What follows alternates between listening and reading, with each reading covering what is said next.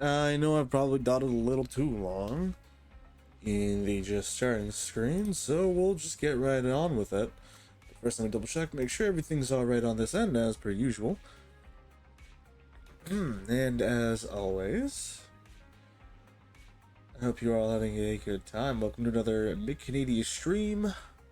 I'm your host, as always, the Ace, mercenary mecha pilot from Beyond the Solar System, Big Canadian.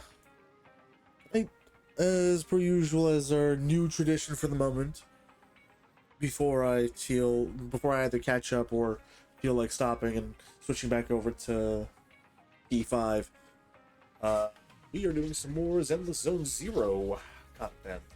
Just reading story, voice acting a little bit, just reading lines. I say voice acting, it's very improv, just line reading, just live dubbing whatever isn't being dubbed.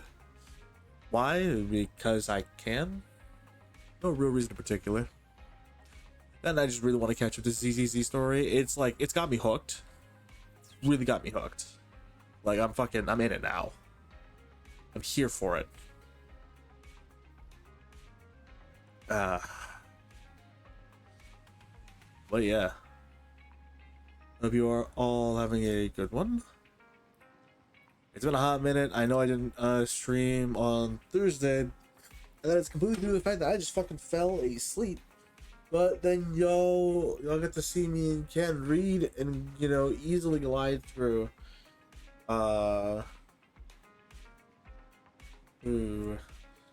Arknight's event story, which was absolutely amazing. It was so beautiful. Ending a Grand Overture, I didn't say this, or I don't think I got to say it. Or maybe I did. I don't remember. I'm gonna say it again anyways, if I did though. Ending a Grand Overture is such a nice, like, closer to the Londinium story and the sort of like, battle against the military commission.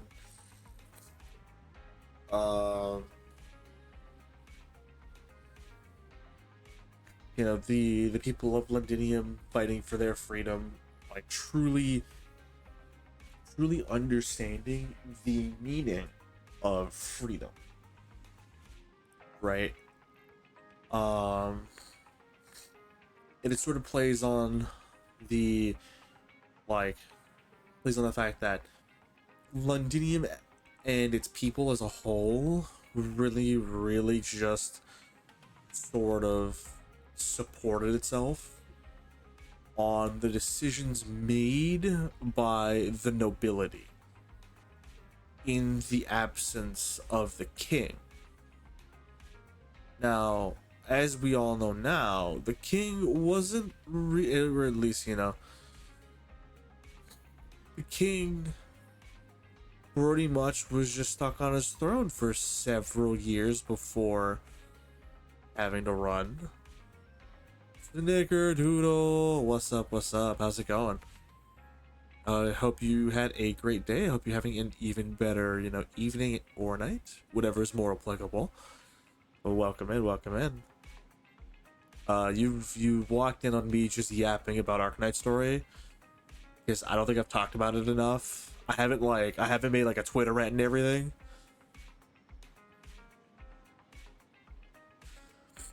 Hi, I'm writing a report right now. I'm gonna use you as a background noise. Easy, perfect.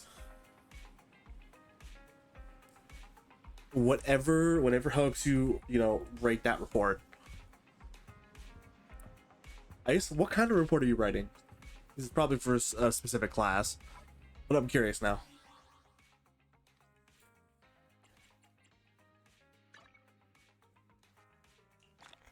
Don't mind me, as I'm going to be definitely probably going back and forth between talking points, because I'm going to just fucking yap. I'm gonna yap and yap some more. And I mentioned I was gonna yap. It's like 6 pages. Leadership development kind of thing. Ah, perfect. From one yapper to another. Best of luck.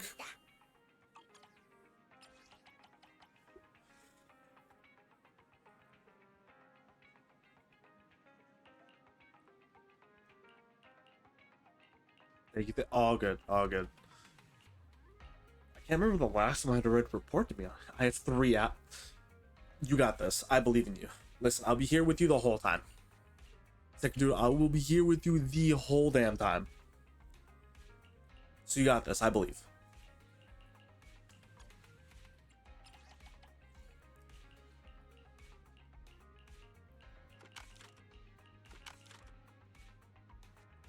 On leadership development.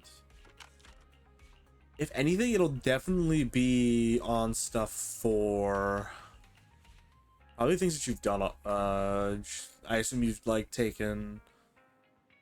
It's not like a course, but like there will be like things dedicated to, I don't know, like I guess specific activities and or outings, which help in that regard, which you should be able to reference. Shouldn't be too bad. Also, thank you for the alert. Enjoy your rotation. Good luck with that paper. God, I love the bank boost. I should get a Bang Boo plushie. That's what I should do. Me, who says this as I did get a Bang Boo plushie and then gave it to somebody else. Me, smart. I can probably still go back and do that. That's fine. What was I talking about before? Oh, right. Londinium story. Because I love that. I absolutely adore the ending of grade overture event. And how like perfect of a closer and a send-off it is for that arc of story. I don't think we've had a better closer before. Like genuinely, I don't think we have in Arknights. Because like, we've had a whole lot of like specific events that are sort of scattered about. Except for stuff for Lungmen. So like Code of Brawl was specifically after Lungmen. And like the whole Chernobog clash. There's like 1 or 2 other events that specifically take place in Lungmen, but otherwise, you know, we haven't really gone back to it. And they've had it off pretty like neatly. And so characters that have the free reign to move about and do what they want are able to do that. Mostly Shen. And that's why we got Shen the Hollandaise, her altar version pretty quickly. Because she has a lot of free time. I say free time. She obviously, you know, has to work with Rhodes Island. She dedicates herself more to that now. Than her version, than I guess like her in her time and capacity as the commander of like the Lungmen Defense Lungmen Guard Division, the LGD, I think it was. It's been so long since I've heard from the LGD at all. Besides like getting to see sometimes Chen, who will talk about some stuff maybe, but mostly Swire and Hoshiguma now. Like that's all we really get out of them now. We haven't seen Penguin Logistics in a hot minute. Except for Mostima when she had her event back in Laterano. I forgot the name of the event, but it has some of the best fucking music in the game, or at least some of my favorite. Because they somehow mix like holy like church like reverence aesthetic with EDM. If I could bring it up without getting a copyright strike, believe me, I would. Believe me, I would. I have the soundtrack. It's on my phone. I'm just not gonna bring it up right now. But some of the best OSTs, some of the best OSTs in my personal opinion. But yeah, I haven't heard much from Penguin Logistics. Oh, and I guess the other time we got Penguin Logistics in some capacity was during Texas the Omertosa's release and her event in Syracuse. That is it. That's it. Because we already got what's her name? Ling. No, not Ling. Lin. The daughter of the Rat King, who got her event during what's his name? The elder dragon brother. Like, I think still younger sibling to Ling, but older sibling to Dusk and Nyan.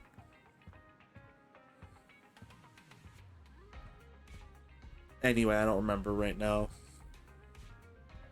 But that was his event.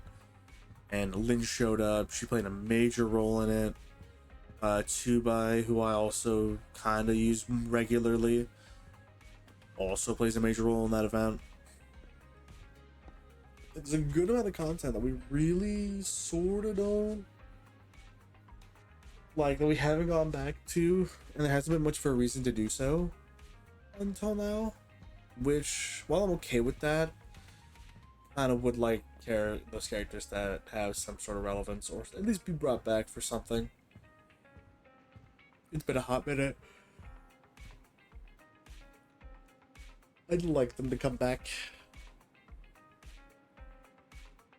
But it's like, at least with back to the overarching point, ending a grand overture tied the knot on a lot of character arcs for many characters.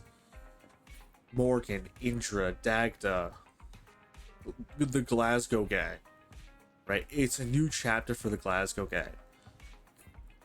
They have to sort of make their way, knowing that like Vina is not their, or Siege is not their 100% full-time leader anymore. Like, they can keep things running and operational. Morgan can more than definitely make sure of that. But as for, making shots, making calls, that used to be her whole jurisdiction now. Now she's the Madam Speaker. She runs all Londinium, and subsequently, once she has a handle on Londinium, she has to have a handle on all of Victoria. Like, she's having to raise up a new state from the ground up. And she can only do that herself. Like, Glasgow gang cannot help her. Which is both sad but fitting. As much as her friends want to help her, all they really know how to do is their old gang stuff. The way they ran Norport. And while Siege, Vina, Alexandrina, right, she is forcing her way into leadership, or forcing her way of leadership, through, with her fists, in her own way, when leading Victoria, which is nice. It's still like, yes, she's had to, you see her have to transition to that role, but the way she plays that role of Madam Speaker, the leader of Londinium, the future leader of Victoria, yeah, this is still very much her, and you can tell. Like, they've sealed the crown away, while quote unquote looking for a suitable successor to the crown. No one will come. There will be no one. It's Alexandrina Vina Victoria's crown to wear, but she knows that, you know, all of Glasgow gang knows that it's a trap. Delphine knows it's a trap too, but mostly those who have been with her, Glasgow gang know it better. She puts on that crown that she's not her anymore, and that's intentional. It's by design. All one needs to look at is her father. Once you put that crown on, you are consumed by it. You are all consumed by it. And I think a show that really sort of does that real well, and sort of encapsulates that, is Vinland Saga. It's 100% just Vinland Saga. And I'm not sure if the writer took inspiration from Vinland Saga, or if it's just a happy coincidence. Very similarly, you have spoiler for season 1, ending season 1. You have Canute having to learn, to survive royal court dealings.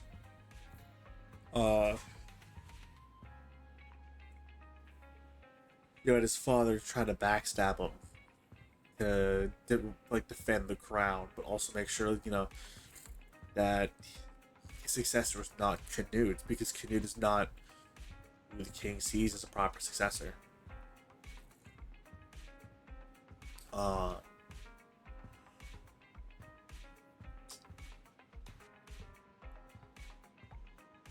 as soon as he puts that crown on at the very end, right, he sort of starts making calls that aren't very like him. Even into season 2, his calls don't seem very much like him. The decisions he makes seem very sort of out of touch with the Canute we got to know in season 1.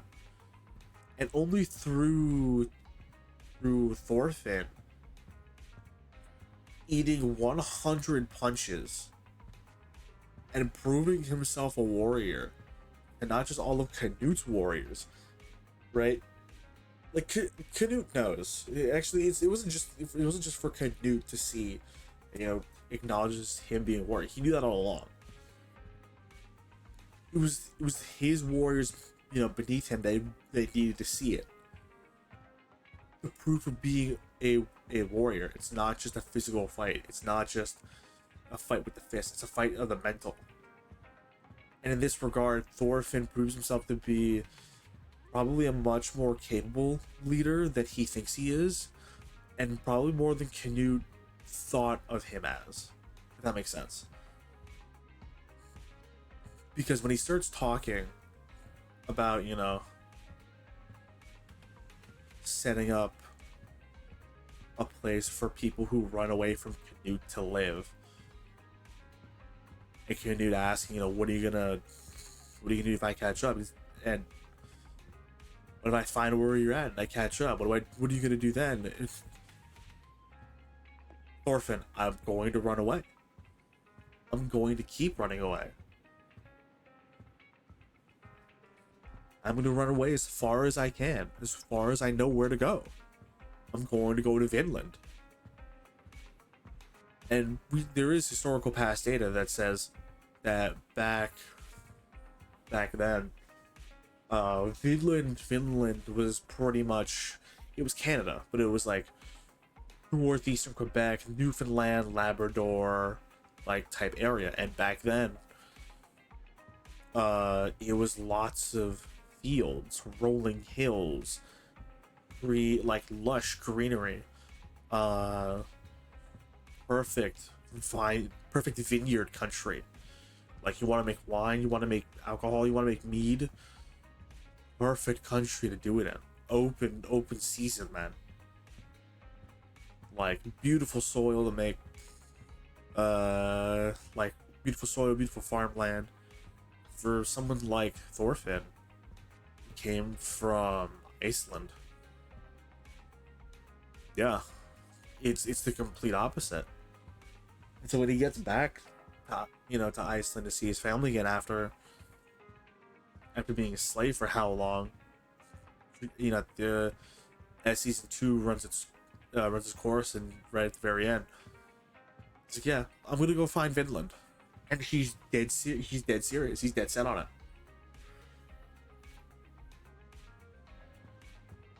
And you see Canute, unlike Thorfinn, or rather, like Thorfinn, Canute lost his way, but very differently. In that Thorfinn spends so much of season two as a recluse, not talking much, not doing much besides the work he is assigned to do,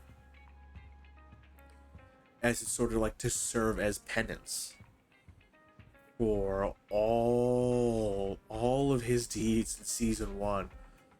By no means is he a saint, but at the same time, the way he mentally and emotionally flogs himself, and nothing strikes more true or more at home when he thinks about how he betrayed that one family that helped him, even though it was his job to infiltrate so that his Viking comrades could invade. That was someone showing him kindness. And the old lady disappearing into the sea of warriors, you don't know what happens to her. Even when they pull the overhead shot, the overhead bird's eye view shot, you don't see her. She's gone. She disappears. Actually, that's not a bird's eye view, but it's like it's a different horizontal view where you're watching the backs of the Viking warriors as they rush into town.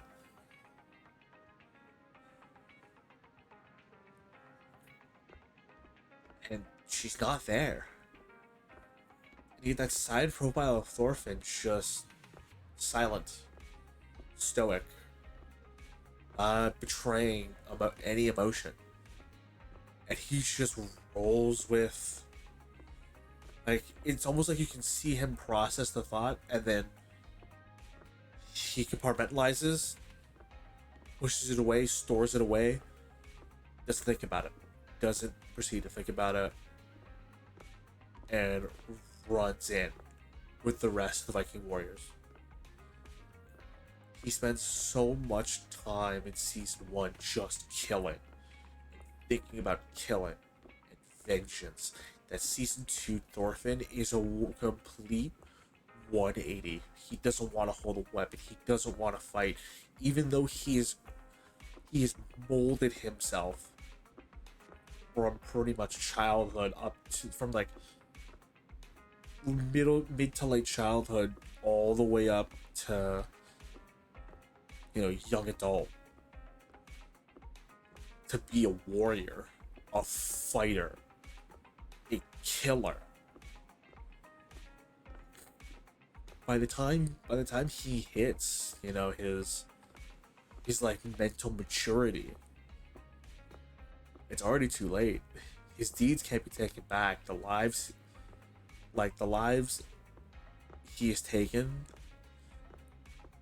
cannot be brought back. And that's not to say he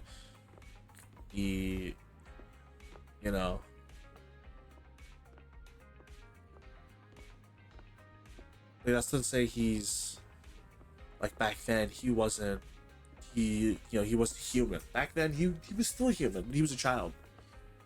And he pretty much was a child for a long time. He had one goal, and that's what helped him survive. All he wanted to do. I forgot his name. I'm gonna pull up my phone for this. I wanna properly remember his name. Because he deserves that much. He deserves that acknowledgement.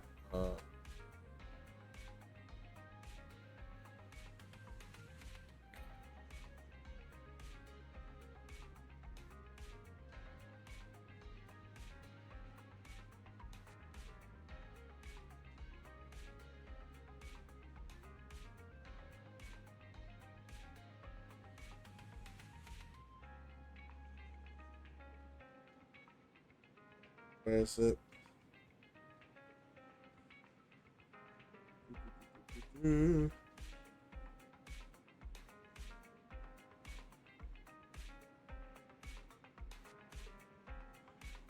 Floki. Floki, that's his name. Wait. No, Askeladd. Askeladd, that's it. Askeladd plays probably the perfect antagonist role for Thorfinn all throughout the beginning. Like, I'm gonna give credit to Askeladd on this when I say, like, one, he truly deeply respected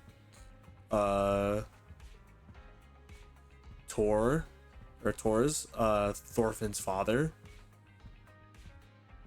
And in the way that when he knelt and asked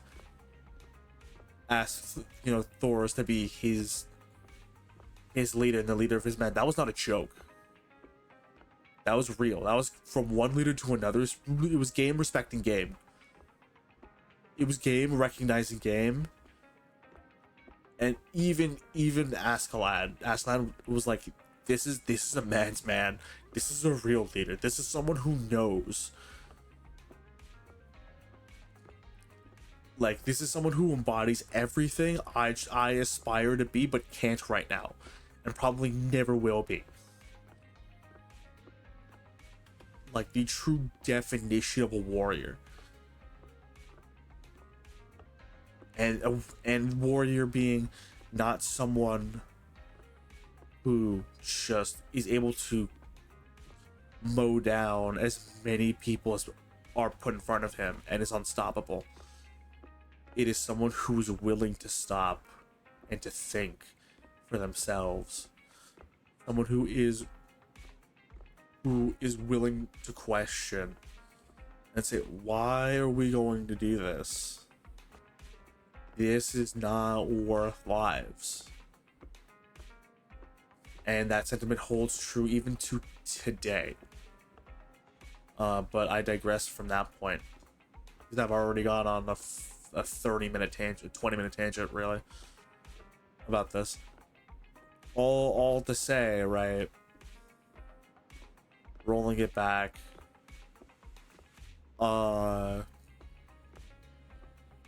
Tor's in a very similar manner,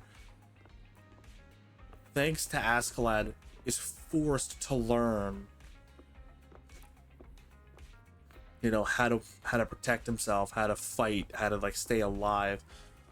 And because Thorfinn is of the same progeny as his father Thor's, he knows he has greatness in him. He knows he can do better. So he willingly plays the bastard role. It is someone who aspires to be great, who has his own dreams and aspirations, and wants to be a good leader for his people, but can't. He has to play the bastard.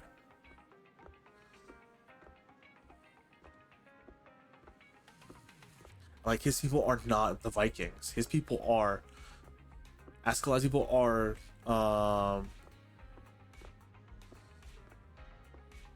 what's the... They're not the English. They're... the Saxons? The Anglo-Saxons? Something? I'm going to get killed for it. Someone will kill me for it.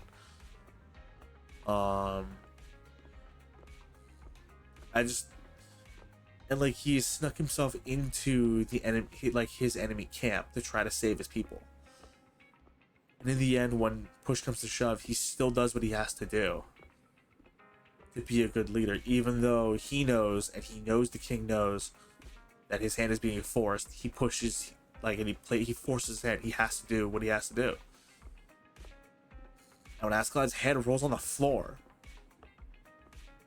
just like when Vina, when the war ended and Vina had to wear that mantle of speaker properly for the first time. It's a tone shift. It's a tone shift. It's It's a character moment where they are forced to grow up. It doesn't matter if they're ready. It doesn't matter what the circumstances around them are. They have to. Things have to change. And it might not be like, a grow up, but it's like things must change. For Thorfinn, it's his entire reason for fighting is gone because Askeladd is dead. His entire thing that kept him going as a human being, his one desire, vengeance on the man that killed his father, is gone. And so he is forcibly set in the prison, in the shackles of his own mind, to process, was everything worth it? And in the end, he comes to the same conclusion that his father came to many years ago, and that was, no, it wasn't. But he can't take away his sins. And so he spends most of season 2, actually I think all of season 2, a complete pacifist, non-confrontational, non-committal. So when the new guy shows up and he's all hot-blooded and he wants to fight, he's fresh off the loss of his mom and his sister. Someone who's lived that experience is Thorfinn is trying to calm him down, telling him it's not worth it. Whatever you possibly stand to gain from vengeance is not worth it. And he's right. Because he's lived it, he knows.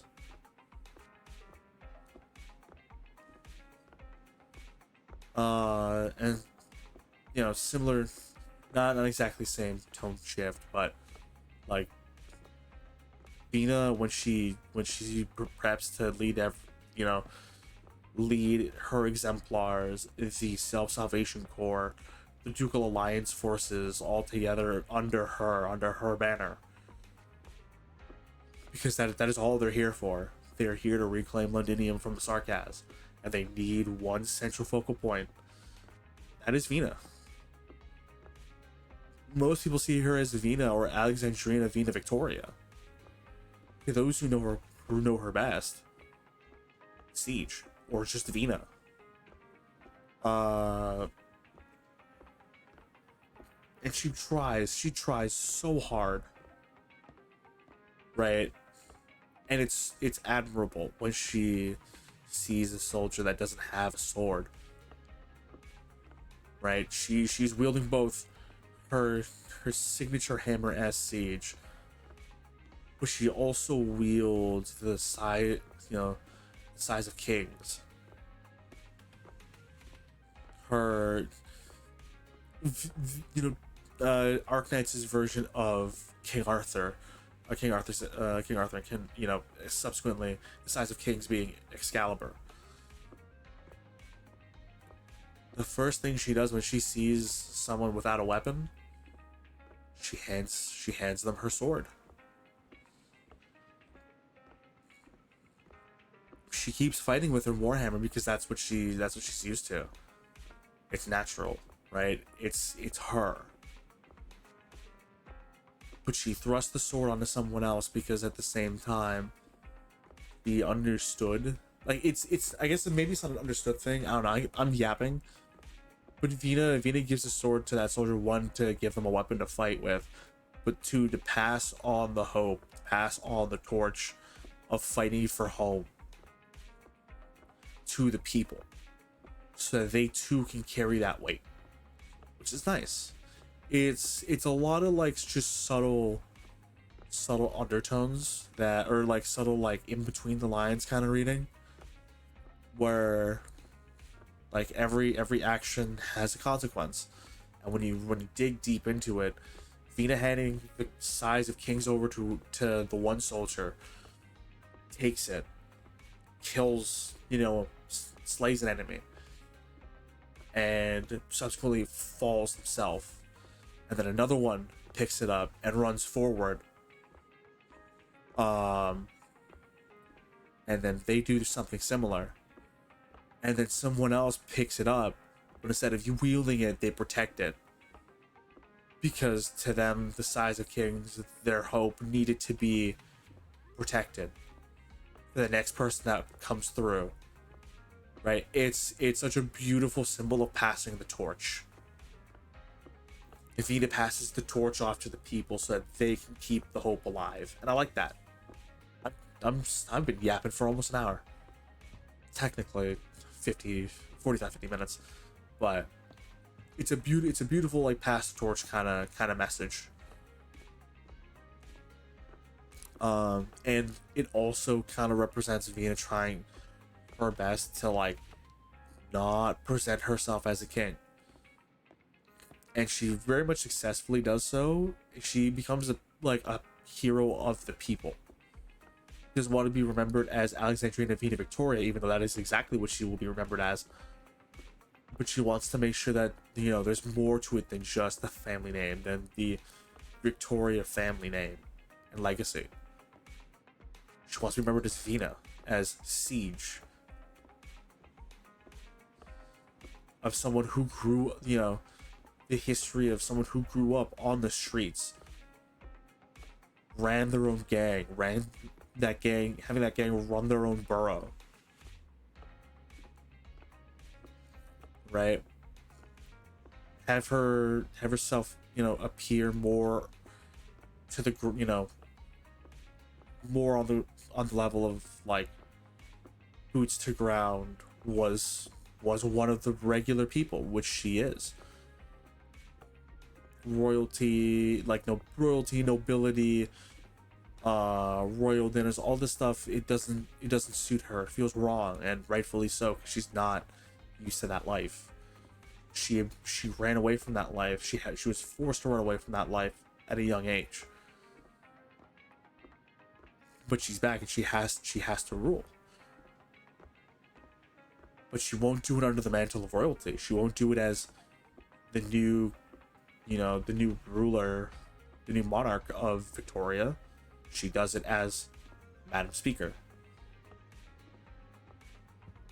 Madam Speaker Alexandrina Vina Victoria.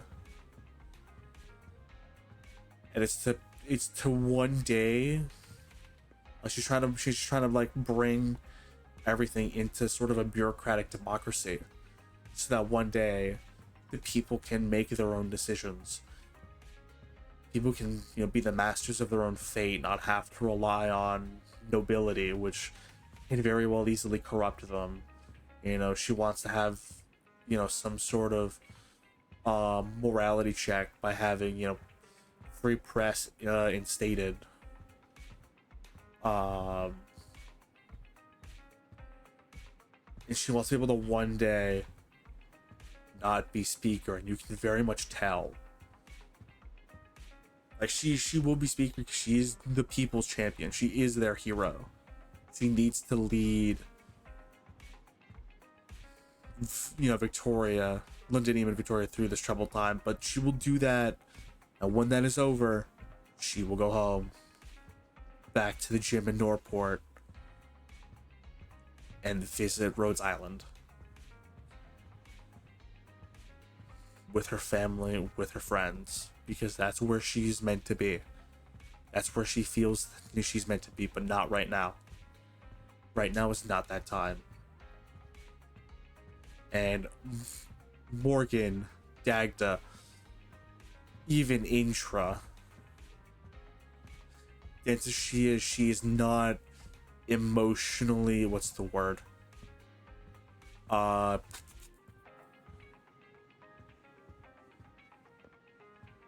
She's not emotionally incompetent.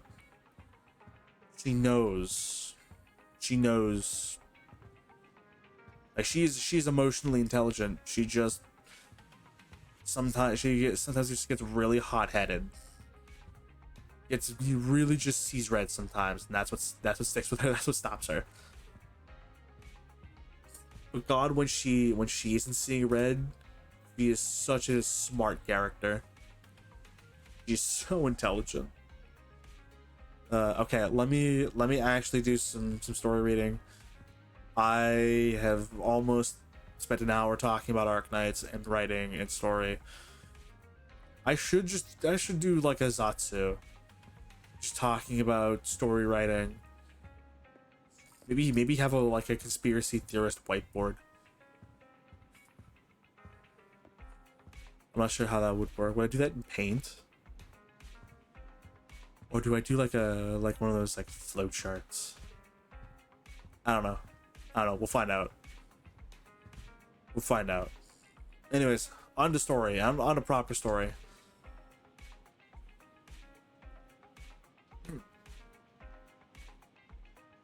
Wise. Although the mayor and Lycan seem reluctant to let us get involved in this matter, we can investigate on our own. That's right. If the warning letter is true, this is a major issue concerning the safety of New Eridu. Sacrifice, Exaltists, Bringer.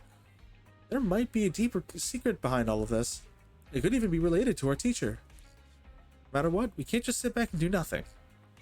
But before that, let's make some time to go over our tactics properly. For now, let's call it a day. Feels like too much has happened. Oh, by the way, Wise, did you notice? Hugo's Mockingbird disguise seems to be just a mask. I noticed. It sounds like a lot of... Sounds a lot like a certain class of characters' classes. Alright, no more jokes. Let's take some time to rest. After a sweet, refreshing sleep, you feel reinvigorated. Wise, let's discuss how we're gonna investigate the Exaltists. Now let's start by investigating Bringer.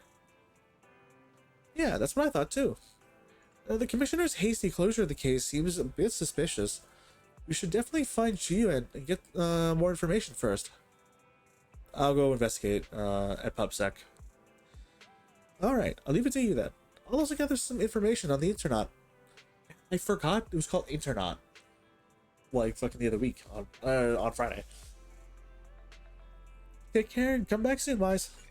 We're about to enter immersive storytelling. Yes, please. Let's go. Me go. Parking lot. Talk to G-Wan. Talk to Wifey.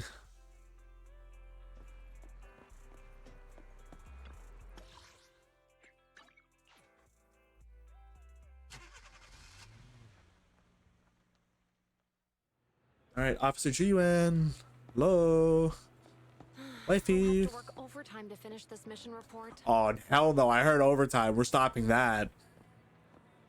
No overtime, G-Wan. Wifey, you already have like 72 days of overtime, or no, of vacation days. Nah. Of paid vacation time. Like, bro, what the fuck? Oh, it's you. What can I do for you? I wanted to ask about Bringer. You saw the news, I'm sure. The commissioner closed the case, citing personal misconduct.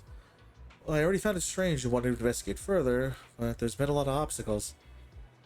It's as if there's a hidden force that doesn't want me to get involved in this matter any further. It sounds suspicious. Yes, it could also be my sensitive position. As far as I know, the case was closed. Items left behind by Inspector Bringer were all sent to Hollow Special Operations for processing. However, those items have already been screened within the Bureau, and there's nothing suspicious about them. If you're still worried, you can also go there later and ask. Also, my colleagues at PubSec, most of us have worked with Inspector Bringer to some extent, so they might know something. I would love to investigate with you, but I've been busy lately. There's an organ trafficking case recently, and some other odd missing persons cases as well. No worries, I'll investigate on my own first. Alright, just let me know if you have any questions. Okay.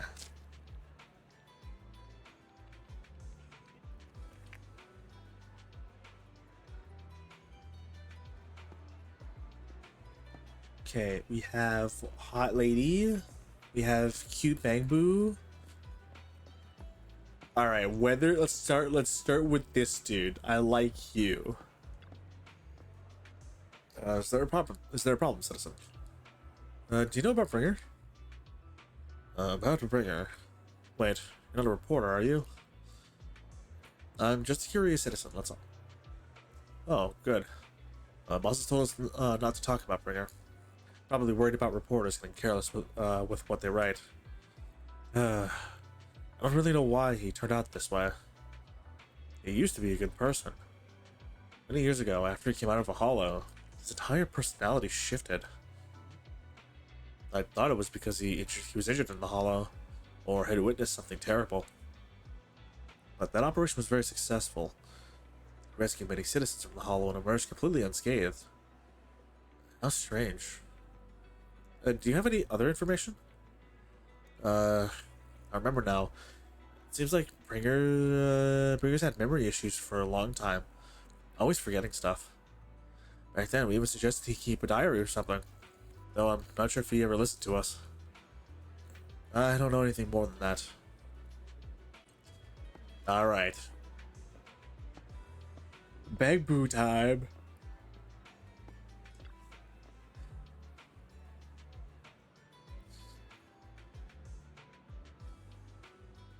I forgot why I probably should. And that and yeah. In Bamboo speech. You know what? Can I do robot? Hold on. I'll switch to microphone, not to robot there. I wanna hear how this is first. Sampler, name routing. I need to hear this line. Oh. Huh. Hello, Citizen. Is there anything I can help you with? Oh. Okay. What about hard to? No, no. Alright, we're rolling with robot. This would be so bad. Hold up. My apologies to your ears. Hello, Citizen. Is there anything I can help you with? Did you know Bringer? Annette? Mr. Bringer, I know. Enough.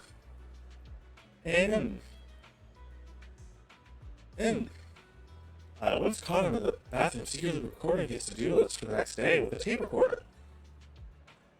Annette? And who? I'm really worried that he would forget otherwise. And Annette? Is human memory really that short? Or was it just Mr. Bringer? Annette? And Annette? However, if there had been others in the bathroom at the time, Mr. Bringer probably wouldn't have done that. And Annette? Because I'm a bad clue that I happened to witness something like this. Okay. Hello, hot lady.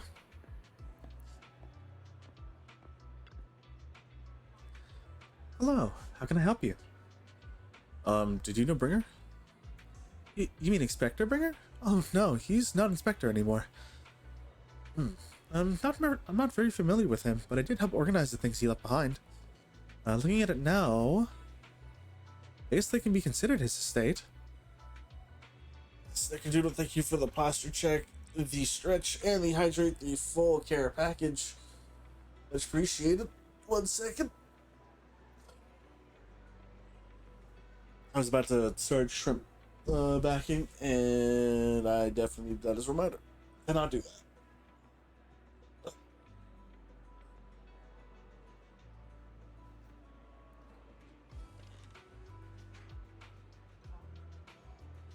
Also, for some reason, my voice is starting to go. That hydrate was perfect. Another page, let's go. Did he have 3 pages left? Right?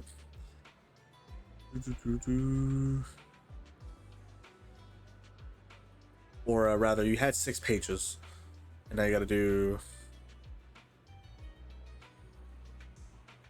I guess actually, how many pages down are you? Because I don't think it should take you all that long to run the 6-page I am going to assume that there are two left, give or take. So I assume are they letting you do double spaced and like size 11 or 12 font? I think 11 font is the standard.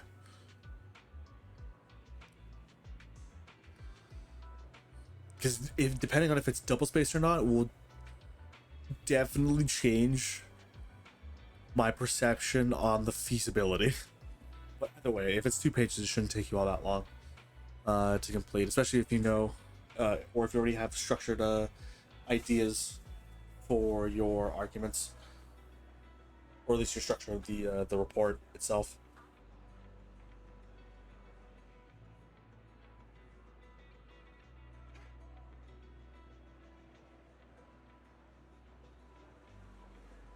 One and a half 12 font Times New Roman. Macarena.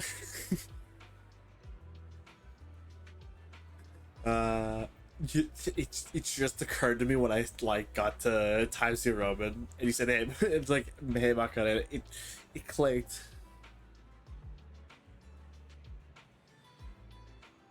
One point five 12 font Times New Roman. Hey Macarena. Very nice. Okay, not too bad. Not too bad though. I assume it's the one like the 1.5 times just to allow some space to add in notes. 12 font is actually very nice for font size. And Times New Roman makes sense.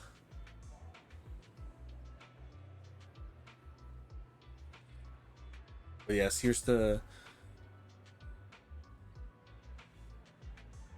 hoping. You still have time. You still have some time. Is there anything special about them? Special? No, just very ordinary things. However, I heard from other colleagues that Bringer had a notebook he never parted with. But I couldn't find this notebook in his belongings. It's probably lost somewhere. Anyway, everything has been sent to Hollow Special Operations. I think it was Section 6? It isn't bad at all. I grew up doing this shit all the time for AP English. My fellow English class. That's what I didn't do AP English, but I've written enough papers for English class to know.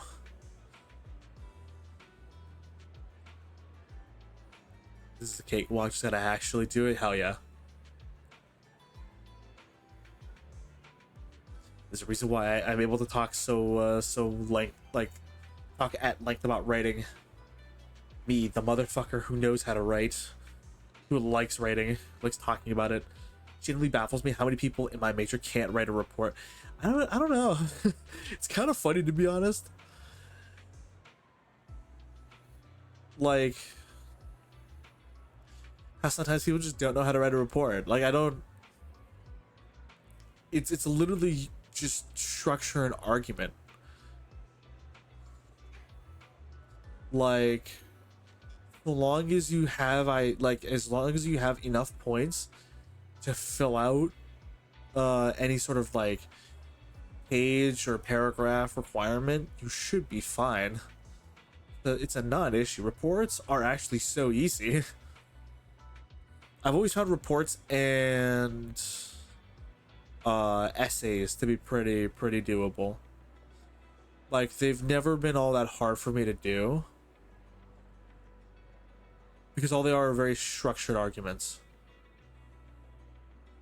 It's like it's a very structured debate where you're allowed to just do your talking like you're talking and not have anyone interfere. Also, we are on ad break. I will hold off on saying more.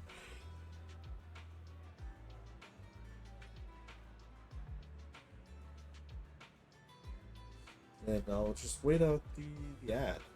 For those of you watching the VOD, hello. How'd you go? I enjoyed the rant. Not the rant. The absolute shenanigans that is me talking about writing a story, and I genuinely actually love it. I love breaking down and analyzing writing.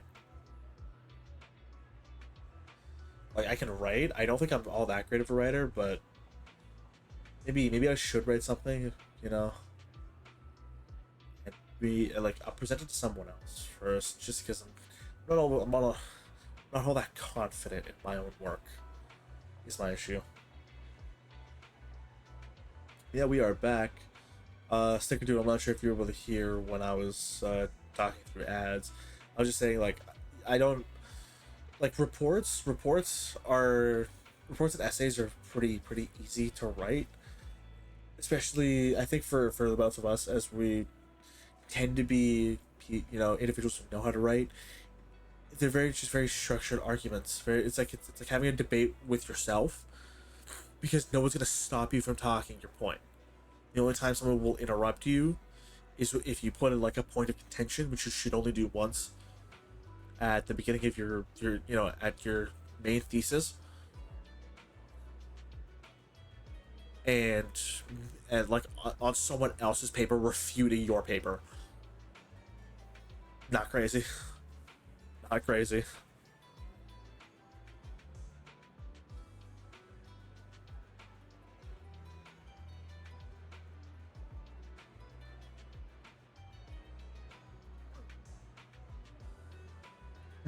Maybe it's because the higher ups suspect there's a mole in PubSec. Ah, after inquiring around, you gather a lot of information about Bringer. You share this information with GUN and agrees to meet you at Hollow Special Operations. Looks like I still need to check the items left by Bringer. I'll head to HSO now. Yeah, I got to talk my head off about writing. I could do that for hours. Like those, for anyone who really who's like had a chance to sit in a VC with me, they'd be able to testify. Like give me a topic to like get lost in. Give me the ability to get lost in a tangent, I will get lost in a tangent. I can't be stopped. Though generally it's me in my own fashion, pulling myself back to stop myself, or to like focus other people who are going on tangents back up. It's definitely like something I'm used to doing as well. HSO Section 6 office.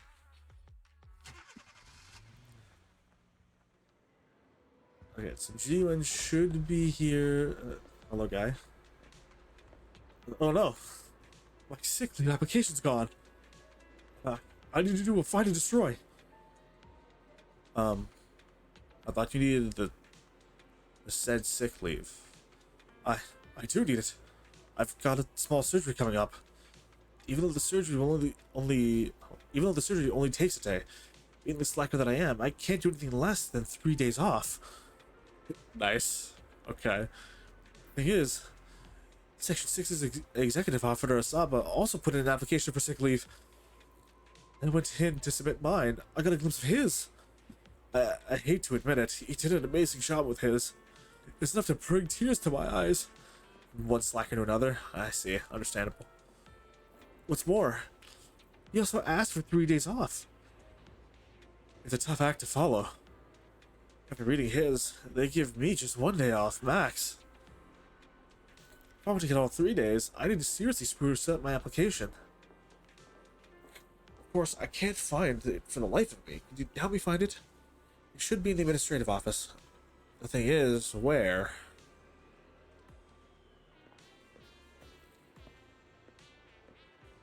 So he gave it to Asaba. Dog. Okay. A sick leave application is carelessly stuffed into a pile of documents. Here's the needle inside the haystack. Turn to trace. Incredible, bro. You left it in the stack. Oh yeah, this. Oh yeah, yes, this is the one. I didn't expect Chief Oshimi's trusted friend to be so kind. You totally saved my biscuit. Thank you so much. I really need to amp up this application. Then I take a page from Executive Officer Asaba's approach. Alright, bro. Listen, you do you. I'll be here. Hi, child. Hi, homie. All the wifeys in one spot. Hold on. This needs to be saved.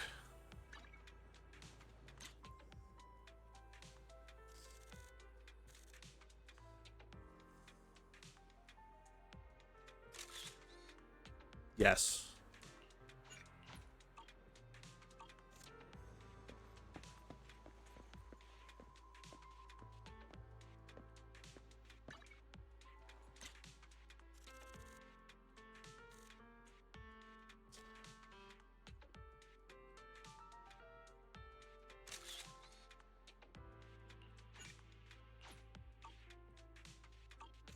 Ah, Today's training. Miyabi? Are you talking about today's training? Hello? Oh, you're here. The UN has already told me about the current situation. We've already found all of Bringer's belongings. Nothing unusual so far. I heard he had a notebook. A notebook? I don't recall seeing one, but there are a few tape recordings. Our colleagues have already listened to these tapes. They're just routine meeting minutes and similar recordings. Nothing out of the ordinary. After carefully inspecting the tapes, you find one that feels different from the rest. It seems a bit heavier. Do you need to play these tapes again? There shouldn't be any need for that. These recordings have already been reviewed by both Hollow Special Operations and PubSec, so there shouldn't be any issues. There might be something hidden inside. Indeed, the weight of this tape is different from the others. Let's take a closer look. Ah, hold on, the squad pulled up.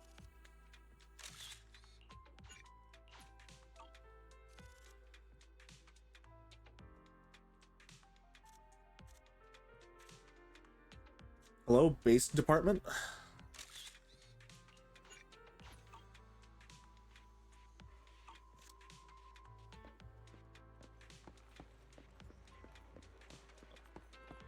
Can we do it like this? Oh, we can.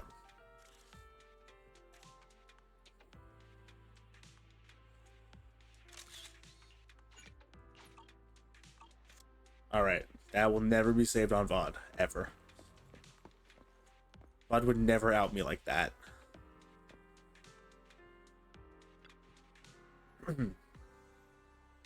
After carefully examining the special tape recording, you discover that there seems to be an encrypted message within. I see. This must be the reason for its weight. But how can we decrypt it? I can try to crack it. Then we'll leave it to you. Tune the signal. Oh. I see. The rhythm game.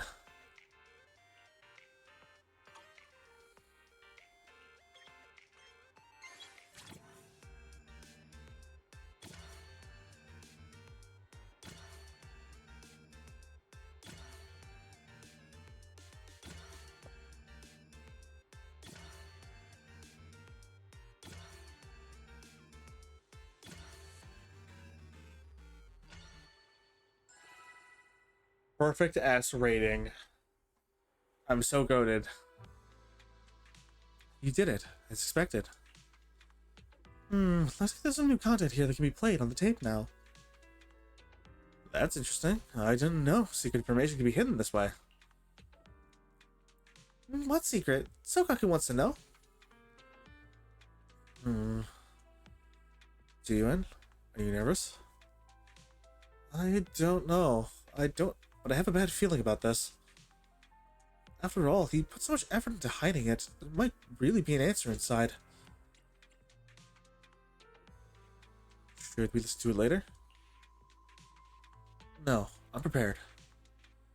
No matter what, I have to face the truth. All right. Let's get started. started. The cassette that Bringer left behind starts playing. I'm probably not getting out of this hollow, but at least this tape recorder still works. Let's say these are my last words. I gave away my anti-corruption equipment to save those civilians, so I'm not in good shape. Unfortunately, we came up against a horde of ethereals right after that. I rushed over to fight them off and tried to save the civilians, but in the thick of all the fighting, I turned back and realized that I was somehow alone. Nobody was behind me. Luckily, I managed to defeat the ethereals, but the wounds and corruption I sustained in doing so should be fatal. I don't mean to cast the blame at all here, and if any of my colleagues ever pick up this cassette, I hope that nobody is ever held accountable. It's just human nature. It's normal. I just have a few regrets. Oh, what's that over there?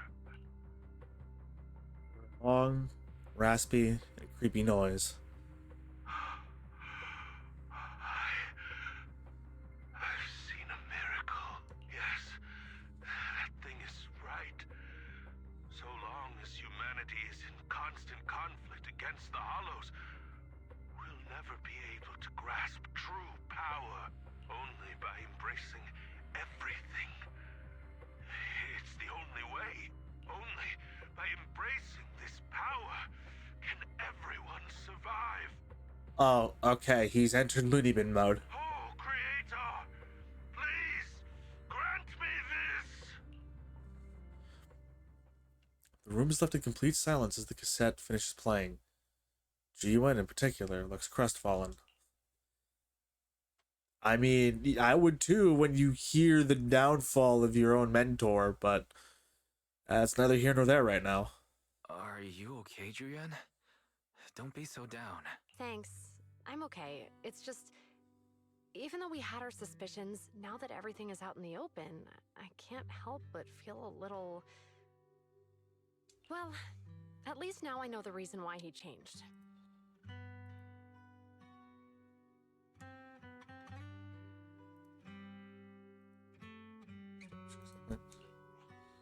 What did Bringer see during the recording?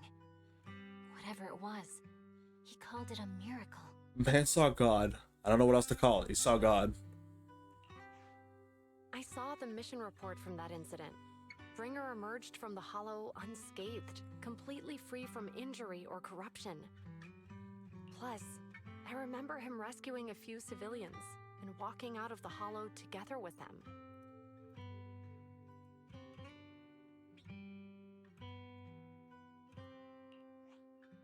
But if that's the case, then it's at odds with the audio we heard. Which one is the true version of events? It's possible that both are true. Like if Bringer actually met a real god that completely healed his body and helped him save the others. He's got a point. And that's why his mood changed so much. Why he started believing the Exaltists. Because he witnessed a miracle. That sounds like a reasonable speculation at this point. But it still exceeds the limits of what we know. In any case, it's a clue that ultimately points to the Exaltists. I'll keep pulling this thread and see where it leads. I never expected the investigation to lead to this. But what exactly are the Exaltists plotting?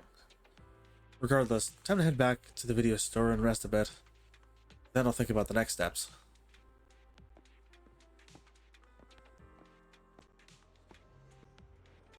Well, GUN went home. HSOS 6 is chilling. They're gonna be thinking over that. Oh right, hold on. The doodle is so cute. The doodle is so cute.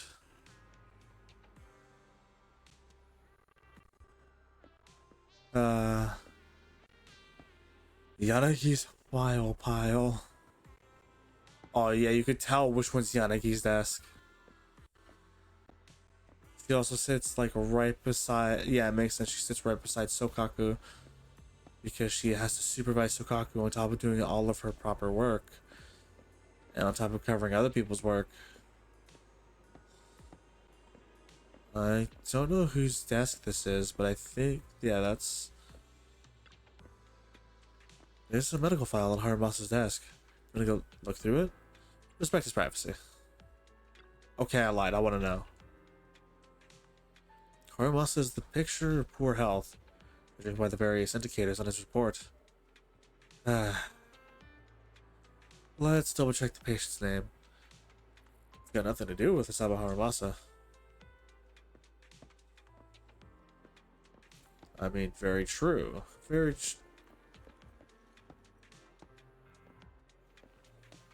love the squad's just all posted. Hold on, wait, can I? Yeah. Flip.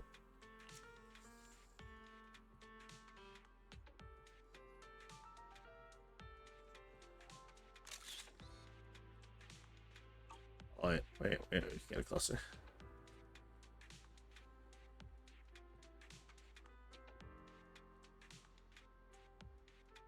Should be good enough. Oshimi Miyabi blinking. Based. Alright, now the other way.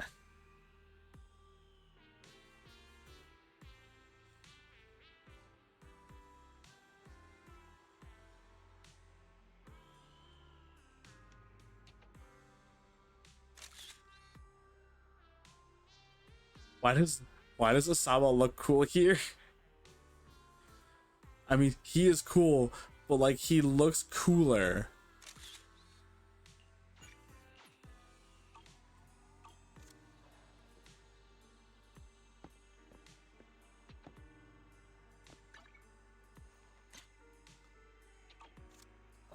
I already have a picture.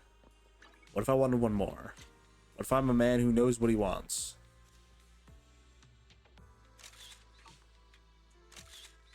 There we go. What if I'm a man with priorities? Leaving the hand building? Leave.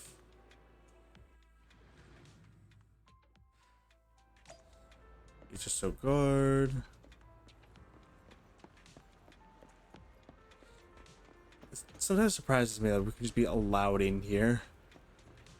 But that's also because we know Hoshimi Miyabi and, you know, Section 6, so could be worse. It's like, oh yeah, government vehicle, random car.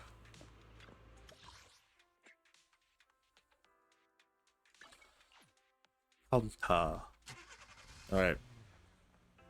We have the cat. Oh, there she is. There's the girly pop. There's the girly pop in the flesh herself. She has made her appearance in the video store for the first time. I forgot how breathy Vivian's voice actress plays her. All right, and the no back shirt. Okay. We meet again, Master Proxy. I imagine you've already managed to gain some info from the conspirators about some people who wish to use sacrifice to launch an attack on New Eridu. Only just heard about that. So you know about that? I only just found out myself. Because I've been watching you this entire time. Cap. I know many things, but unlike those hypocrites, I'm willing to share info with you to show my sincere hopes of working together. I need to find Bringer's belongings. Bringer's belongings? Bringer's belongings? Did he even leave anything behind? Oh, he did. I have complete confidence in my intelligence network.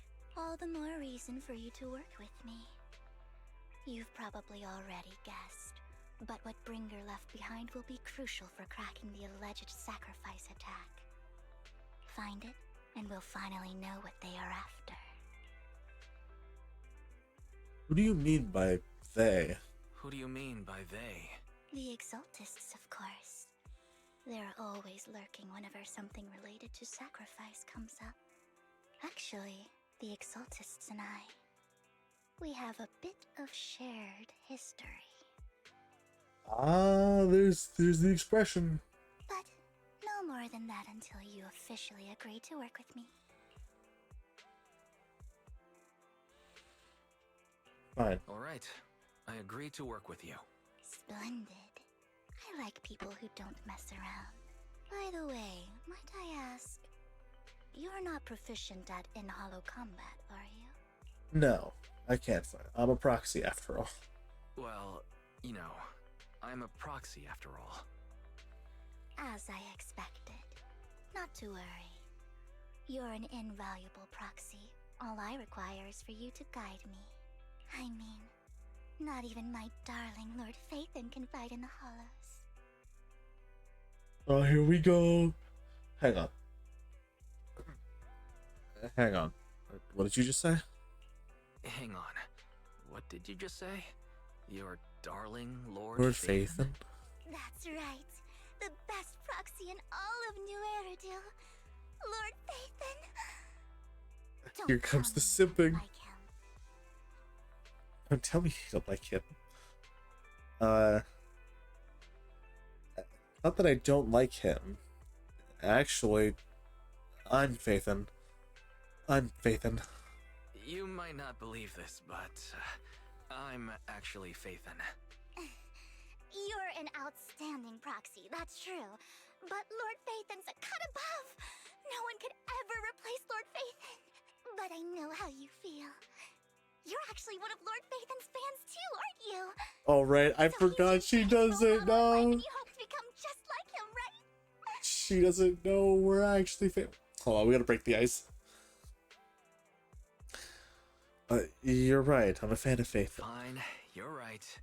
I'm actually a fan of Lord Phaethon. Then we're fellow fans! Wonderful. I feel so much closer to you now. Yes. Yeah. Huh. After inexplicably joining Vivian's informal fan club, you listen to her go on about her love of Lord Phaethon for nearly an hour. Yapping about the things I like. Yeah, except it's not an hour. And I've had to cap myself today at about an hour. Because if I'd stopped myself, I'm so restrained. Oh my. Once I start talking about Lord Phaethon, I just can't help myself. Oh god. Yeah, hold on, wait a minute. Time. I suppose that's all for today then.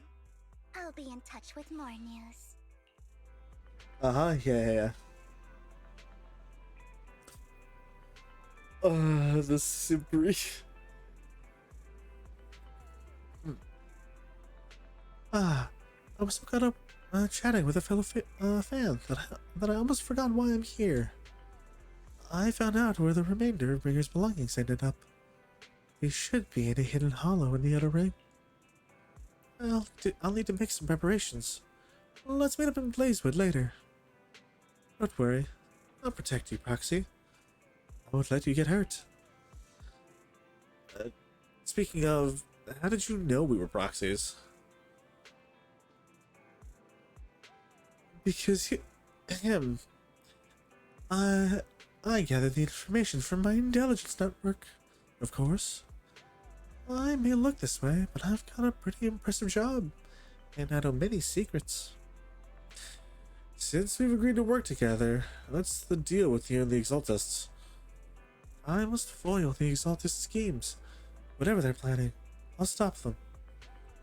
This time, I absolutely cannot. Look, just to think of it as my personal beef with the Exaltists. Whatever the case, we're on the same side here. It's getting late. I need to go back and make some preparations. See you in Blazewood. Vivian leaves in a hurry. She seems rather reluctant to discuss her relationship with the Exaltists in detail. Wise, are you sure you want to head straight into the hollow?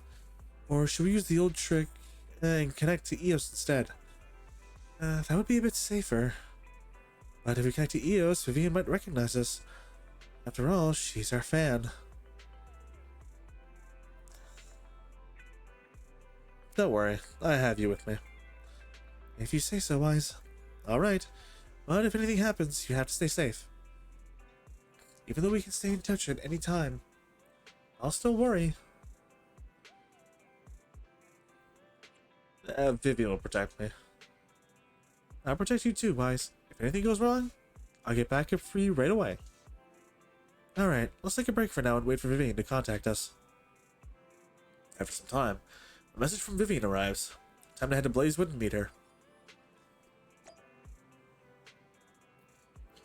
Oh joy.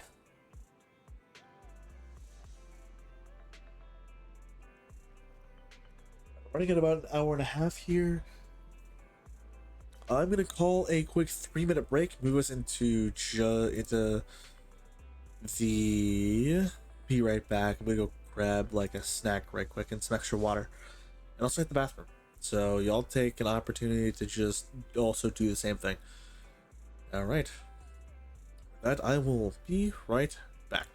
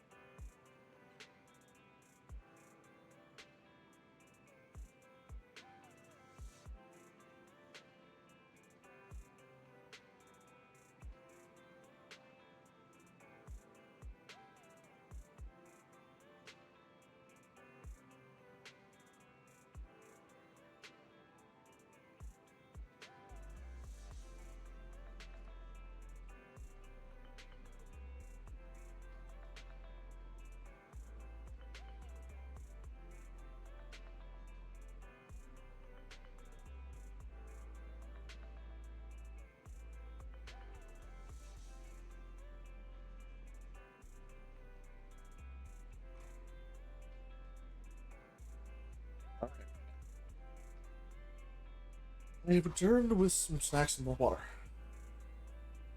Hope you all got to do what you needed. Hit the bathroom, take a quick break, stand up, stretch. If you are in the EST time zone, it is 11:06. So we are just under an hour from midnight now. Doodle. That is there's my one timing report for you. So, keep that in mind.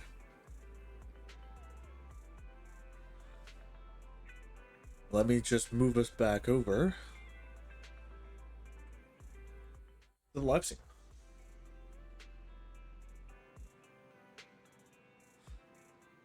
I love it when fucking artifacts.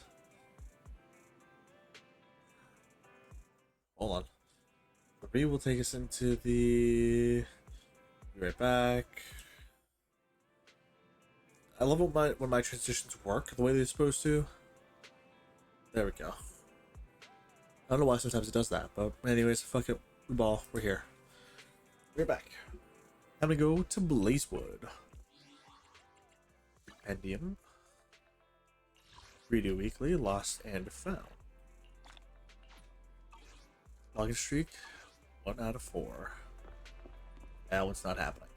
Monday, it's gonna reset tomorrow.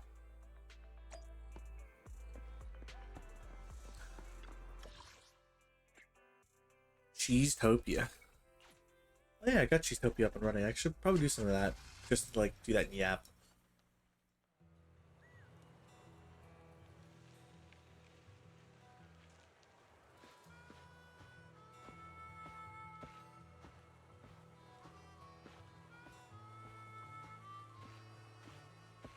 At least Cheesetopia is no longer a dump. It is actually just a restaurant.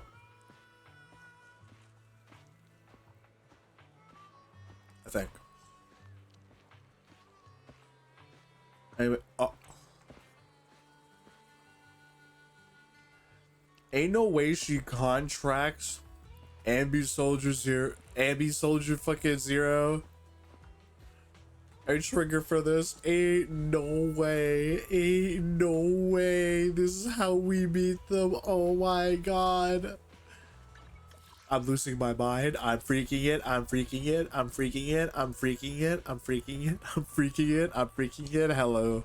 Hello, trigger. Hello, trigger.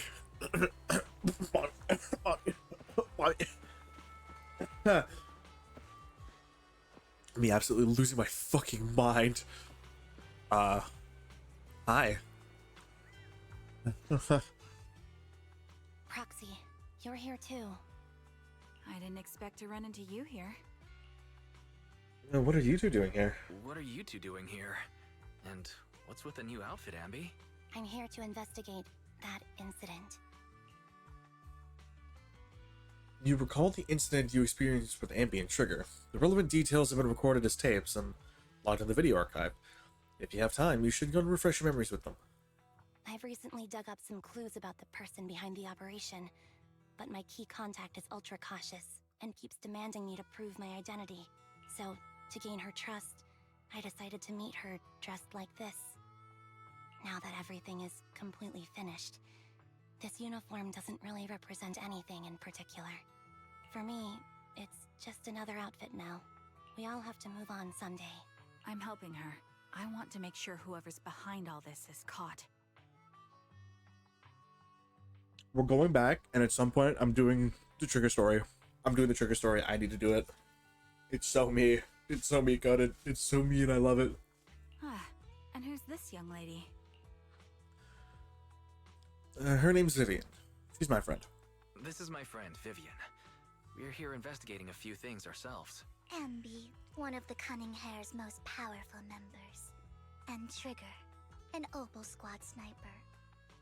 It's an honor to make your acquaintance. You know us? Looks like someone's done our homework. Is it because of the proxy? You two are practically celebrities.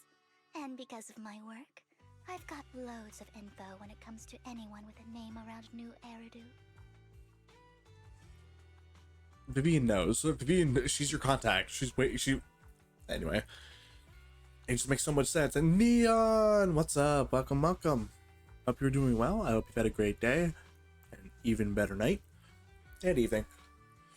Thank you for jumping in. I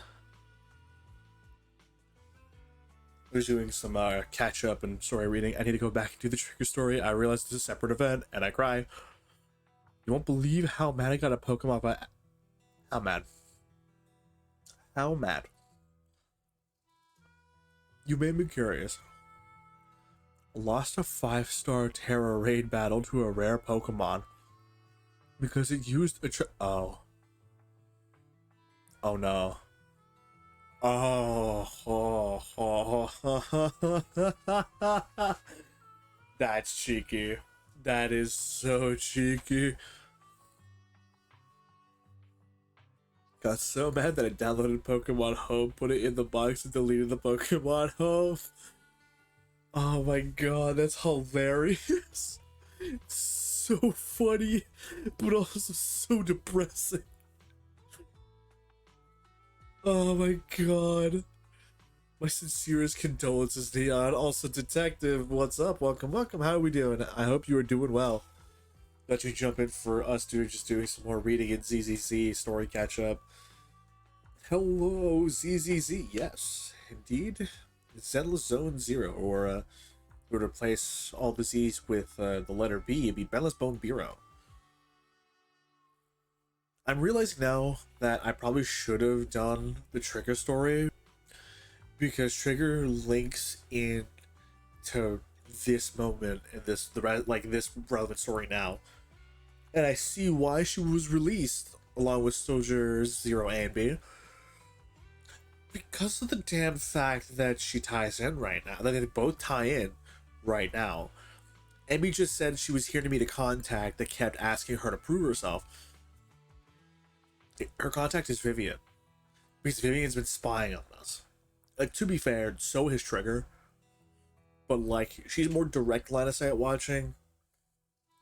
Vivian, I feel, is somewhat similar, but she's also got, like, you know, ears to the ground. She has people around, I guess, or she's doing some sort of indirect thing to keep us, like, in her view and like know what we're doing. Wait, hold on. Who'd you pick? Fundamentally, picking you know, the main character you don't want just means you hear the other character talk more. The guy. Okay, hear me out. I feel okay. Both are extremely valid.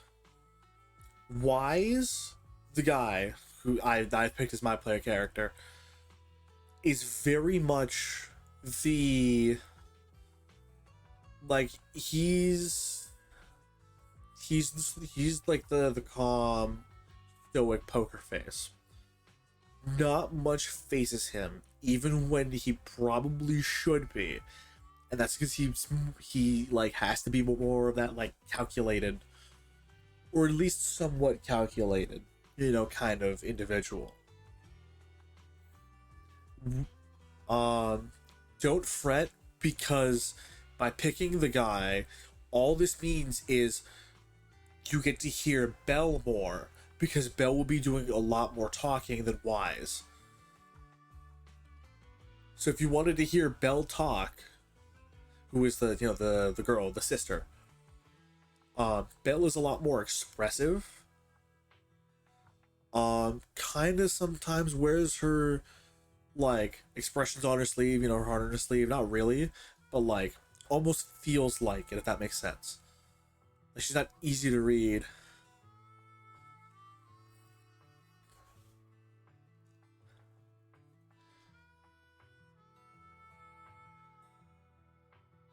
Yeah, but the cutscenes,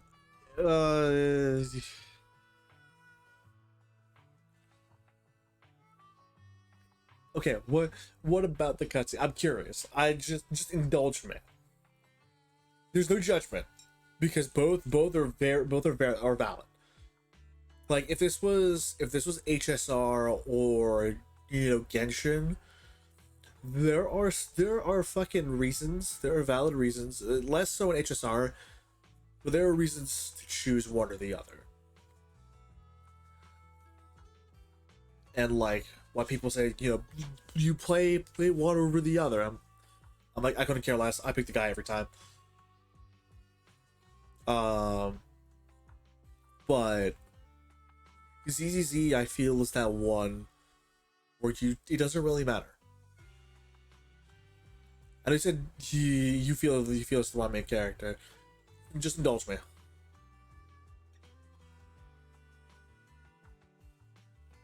As I see the woman and see if she okay. All right, simple enough. I just wanted to confirm that was part of the reason. See, I say, Wise is stoic.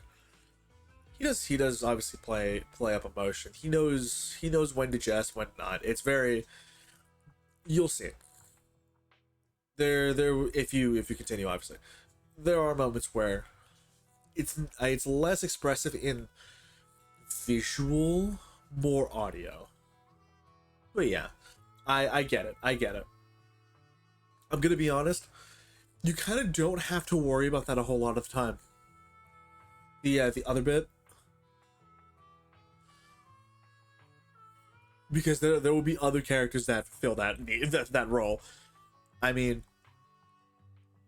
you jumped in at a pretty good time considering, my current screen is kind of like this. A whole lot of time, you really don't have to worry. You really don't need to worry. It's actually a lot funnier when you consider it this way, it being this way. Because playing Wise is just like, wow, this dude is just the most unassuming, but also kind of clueless Rizzler. And it's hilarious. I see. Seems you're handling your work well. Yeah, that's the joke. That's the community joke for Wise. This man is a Rizzler.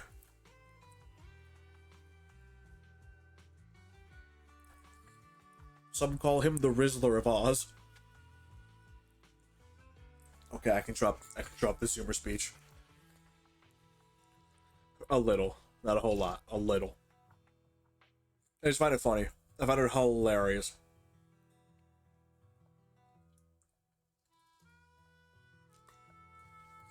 Like, I'll put it this way. There are several instances. Two of these characters on screen are very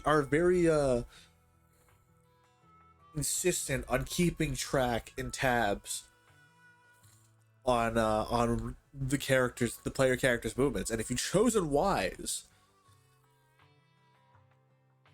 they are very interested in Wise. That's all I'm saying. Two of them on screen do so. Well, I might just have to play it more. I just might make another account though. Yeah, I mean, have both. Have two accounts, so that you can pull on either or. Just min-max. Whatever you don't have on one account, you get on the other account.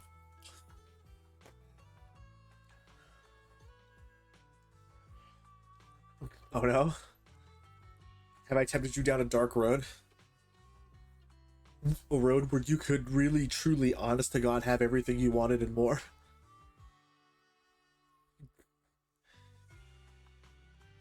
I know people who do that. I'm not that powerful. I'm not that powerful, man. I can't do multiple accounts. I die. I barely have enough time to go through all of my gacha games. Like, I have Fate, which I need to get back into and just log in again. Rami, thank you for the raid. Welcome. How was stream, Rami and Raiders? I had a great time. Rami is a super chill dude. For those of you who aren't following already, please go ahead and give Rami that follow. They were absolutely awesome. Love to, you know, love to interact with them. Absolute, legend. Let me get you a shout out right quick. S-O at Rami. Ooh, Metroid Other M. How was Metroid?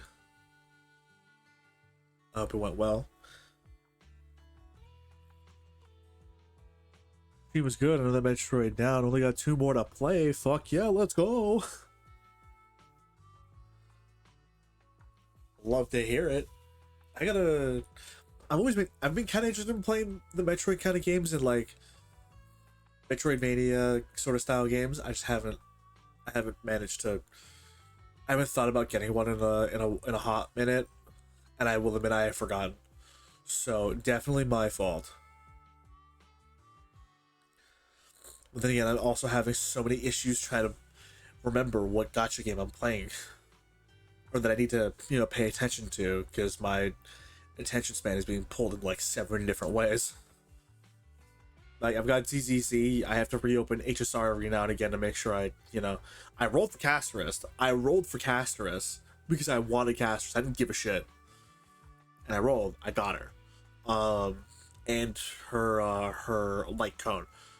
I sometimes reopen Genshin if a character looks somewhat interesting. Like I reopened just to get Mafuika. I didn't really care. I just got Mafuika. Did it because I could. I sometimes, every now and again, reopen Fate Grand Order. Which... Don't judge me.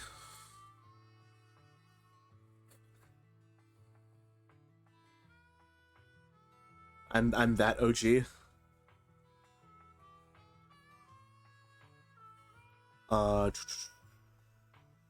Where's that?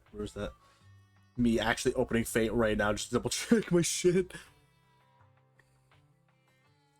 Other M was way better than I thought it was gonna be. I loved it. I know everyone hates it for some reason, but I don't see the reason. Give me giving me FF13 hate vibes. All over again. And I love that series. I love FF13. I actually started... Okay. Here's a bit of Canadian lore. I started with Final Fantasy 13. Everyone called it, like, I remember I was talking about, I was playing Final Fantasy 13 with some of my D&D table mates, right? And like, group mates, and we had a quick discussion about it. It was just like, I see, so you were playing a hallway simulator. Isn't that most JRPGs? Like, isn't that just most JRPGs? Like, I get it, we're kind of in an age now of like open world settings. But isn't that just what it is? Like, I love Lightning as a character. Snow being an absolute fucking lad. His anima being the... Oh, what was it? I think it was the it was a motorcycle. I can't remember.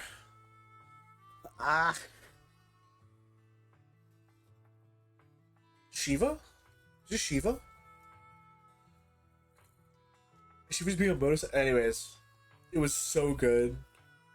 I fucking love Zaz. Zaz is top tier. Shiva, thank you.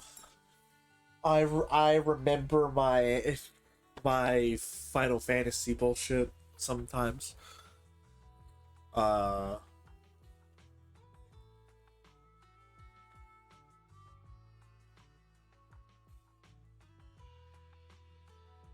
Yeah, I started with 13. Loved that game. I think I also had 13 too. I never had to play 13 2 though. I didn't finish 13 or 13 2 actually. And then I have to go through Lightning Returns as well. But I did go through Final Fantasy 15. I went through all of 15. And ow, my heart, it hurts. It hit me in the fucking feels.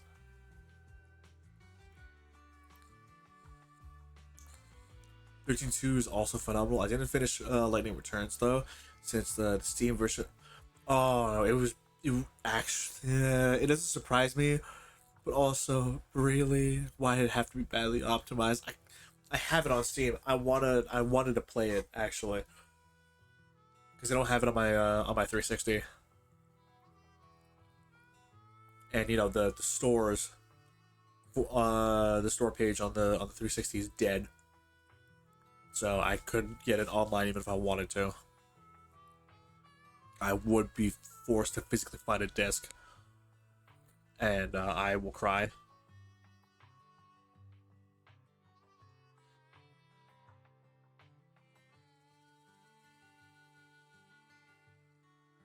But that's neither here nor there right now. Um, I'll have to try and see how it plays out. But there are mods to better optimize it, but that was before I was fooling with mods. But yeah, as I was thinking, like maybe there are mods that definitely like help optimize the game for PC.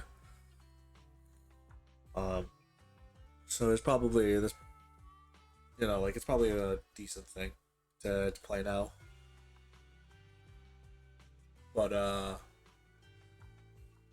yeah, I picked up 15. I played through all of 15. I fucking loved all of it. I love the random moments when just driving around and you randomly like you get attacked by a night fucking in like at night by a monster or something or just whatever really. And for some reason you see an Imperial transport like stopping nearby, and the camera cuts and it's RNA jumping off the docking ramp. It's so funny but also so cool. Also, you know, Boys Road Trip. It's literally just Boys Road Trip the game.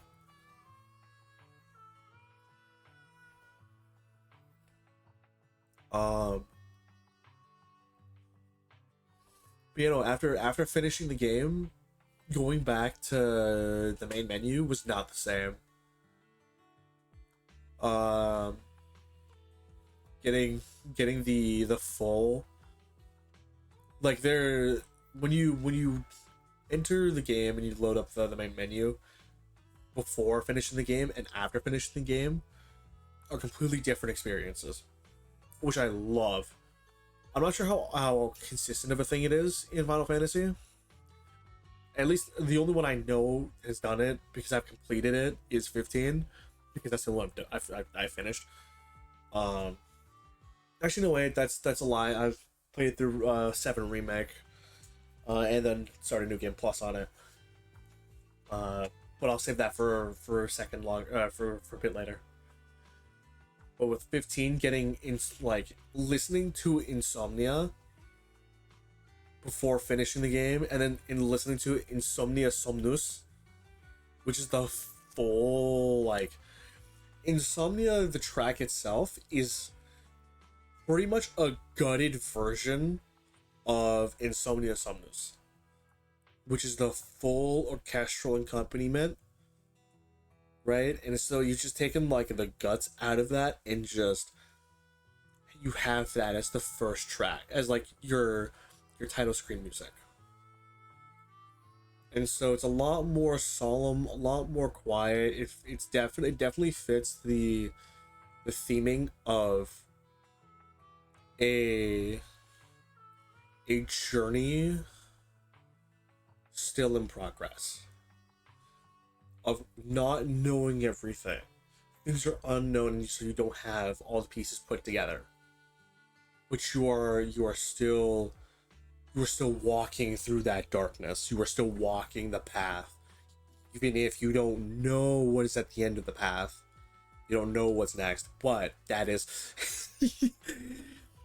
Ace, welcome in, welcome in. I hope stream went well. I hope Ace and Spare Parts crew. Air Raid, yo, what's up? How's it going? I'm doing my usual ramble spiel. Real quick. You're playing some web fishing. Some good chill. That's some good chill hours. And just like chill time. How's it going? How's it going, Spare Parts? I hope everything went well, Ace. Real quick, I will get back to my tangent in a second. Let me just quickly introduce myself. For anyone new. Hello, what is up? My name is McCanadian, the ace mercenary mecha pilot from me on the Soul System. I play a variety of games, from gacha games like you're seeing now, and you will see tomorrow, to vehicle combat, FPS, third-person shooters, strategy games, and a whole lot more.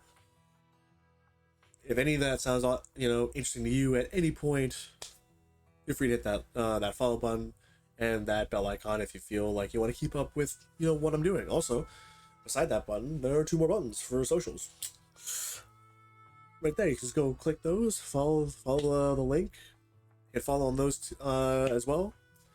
You can keep updated on my day-to-day with what I'm doing.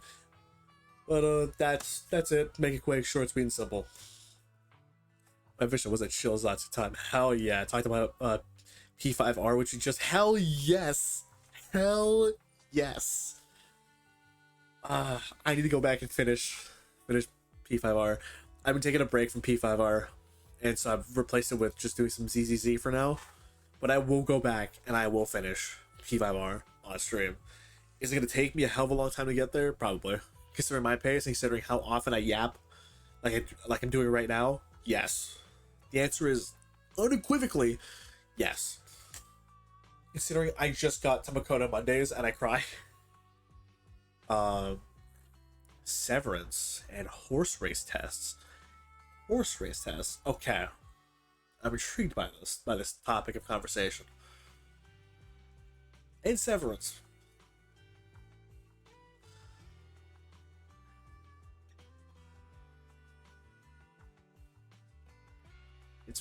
I'm trying to wrap my head around it.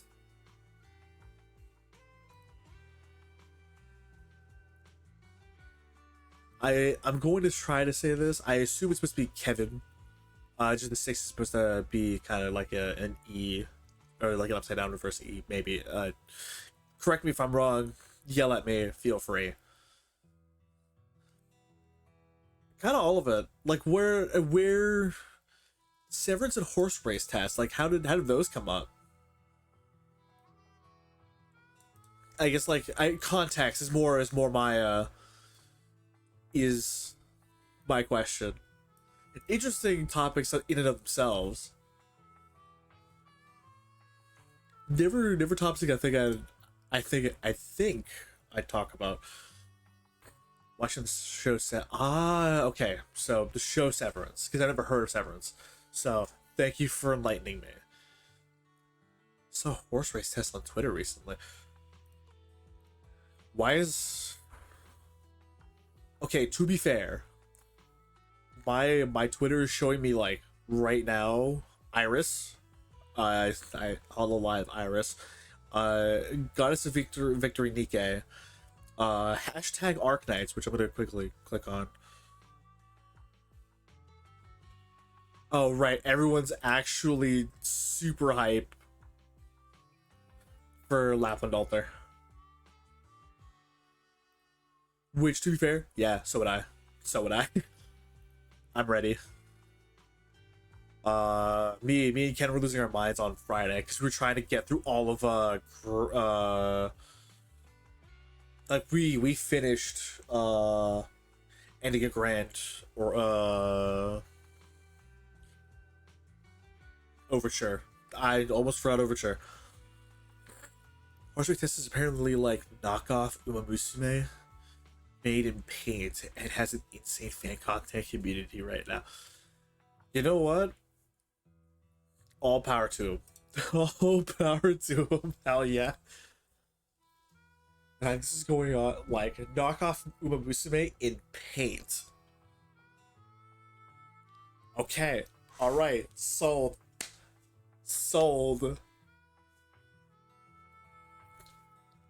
This sounds cool as hell. The fact that they make you work in paint. Sorry, I'm a mere mortal. I don't understand these things. They were speaking the language of the gods. Oh, that's real cool.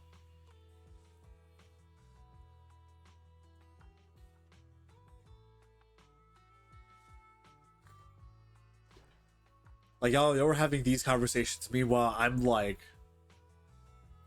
breaking down how emotionally fucking both in love and hurt I am at the difference between the main music in Final Fantasy 15 is like between like completing before completing and after completing the game, and how much I both love it and how much it hurts me emotionally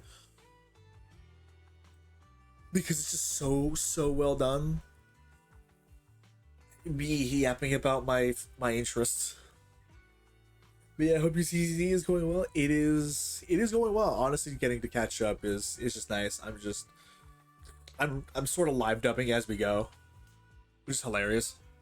Let's prepare to enter the Hollow. Unless you have any further questions, we'll be taking our leave now.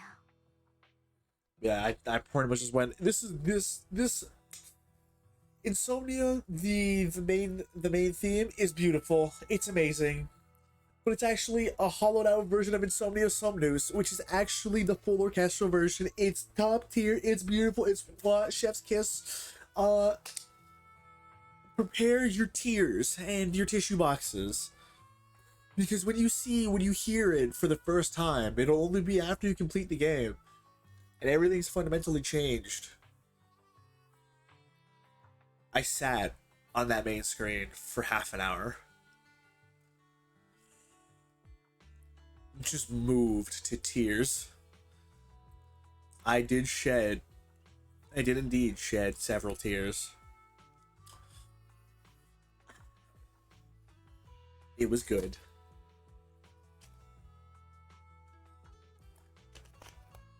Yes. Real quick. Ace spare parts. If you gotta run, or you just want to take a break, you gotta get up, use the bathroom, do whatever, right? Please feel free. Or even if you gotta rest, go ahead, feel free. Do what you gotta do. And if you're going to sleep, please go get that good rest. You deserve it. It is, if you're on the Eastern Seaboard, almost midnight. So go get that good rest. You deserve it. You've worked hard. Now rest hard. For those of you who are going to be staying, please feel free. You are more than welcome to just sit and lounge and keep me in the background as white noise if you want.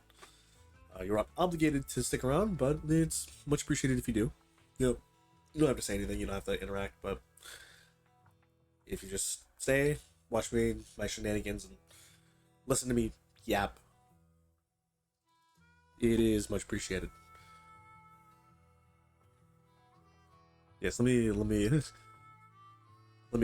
stop hyper focusing on my interests for a hot minute and actually play the game.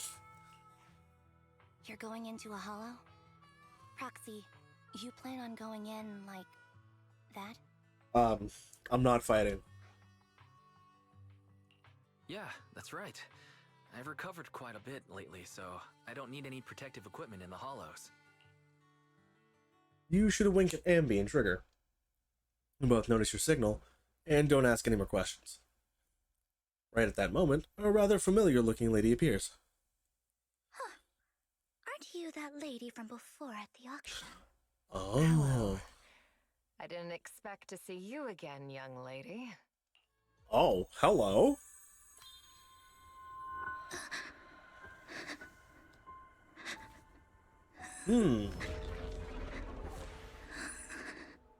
Oh, what? Hello? Vivian, are you alright? You look depressed. What just happened? Are you okay, Vivian? What's wrong, Vivian? Are you feeling all right? It's nothing. I just drifted off for a moment there. So then, what are you doing here? Don't worry. I'm not here to scam you. I'm waiting to meet someone. Don't tell me. You're my contact for intel? That's me. Ambi from Silver Squad, I presume? Oh my. Pleasure to meet you. All right. I'm going to exchange some information with Miss Ambi here. So if you'll excuse me. Sienna steps to the side with Ambi as they discuss something. Meanwhile, you look at Vivian with some concern. You aren't looking so good. You aren't looking so good. What's the matter? I can tell you later, but not right now.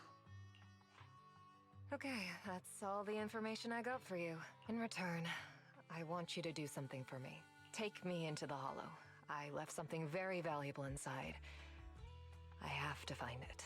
Seeing as we were just about to go in ourselves, why not join us? It's fine by me. But didn't you say you were investigating something? It's fine. There's no rush.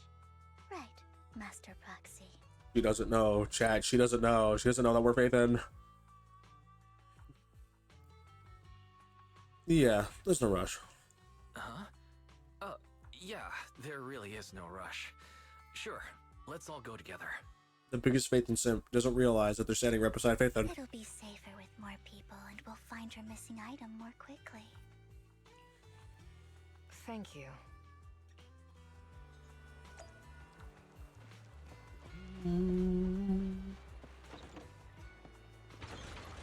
Oh, the lever move.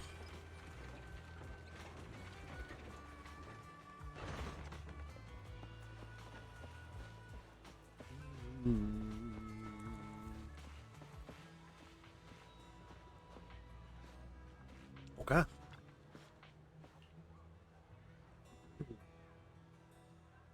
Then why did you suddenly decide to help Sienna?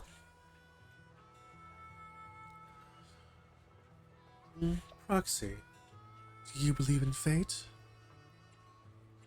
I believe what you said before about the chosen one. You still remember that? That was about something else.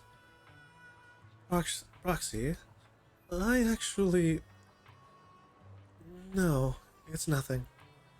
Let's just hurry and head into the Hollow.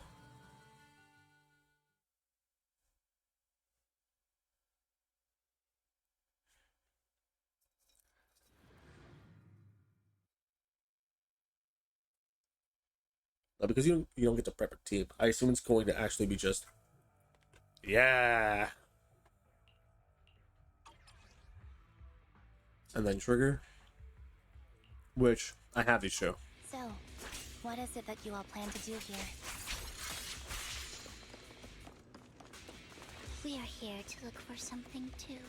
Something extremely important.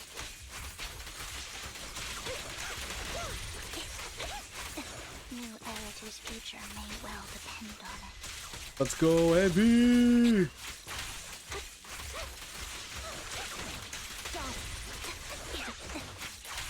Leave it to me, Andy. Ether vision activate.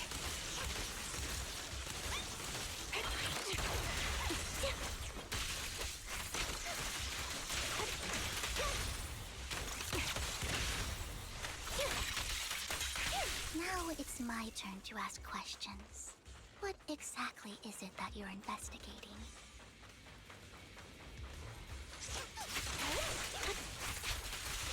Since you're familiar with the name Silver, then you should know that it shouldn't exist anymore.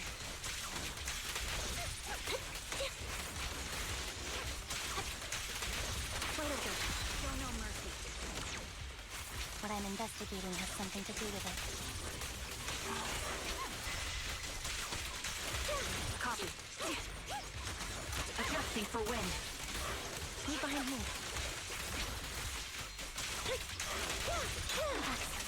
Let's use that fissure to head to the next location.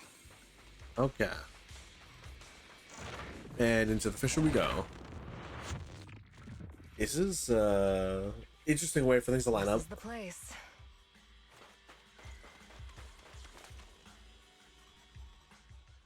So, what is it that you're looking for? A ring. I was excavating ether here before and accidentally lost it somewhere. Please, could you all help me find it?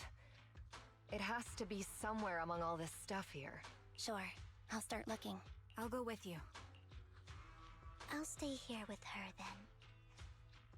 Thanks, but you don't have to worry about me. Go ahead and accompany the others. I'm sure it'll be faster that way. And sorry for wasting your time like this.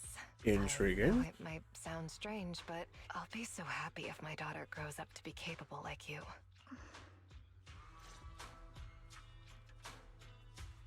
Do you remember the legendary artist mentioned by the host during the previous auction?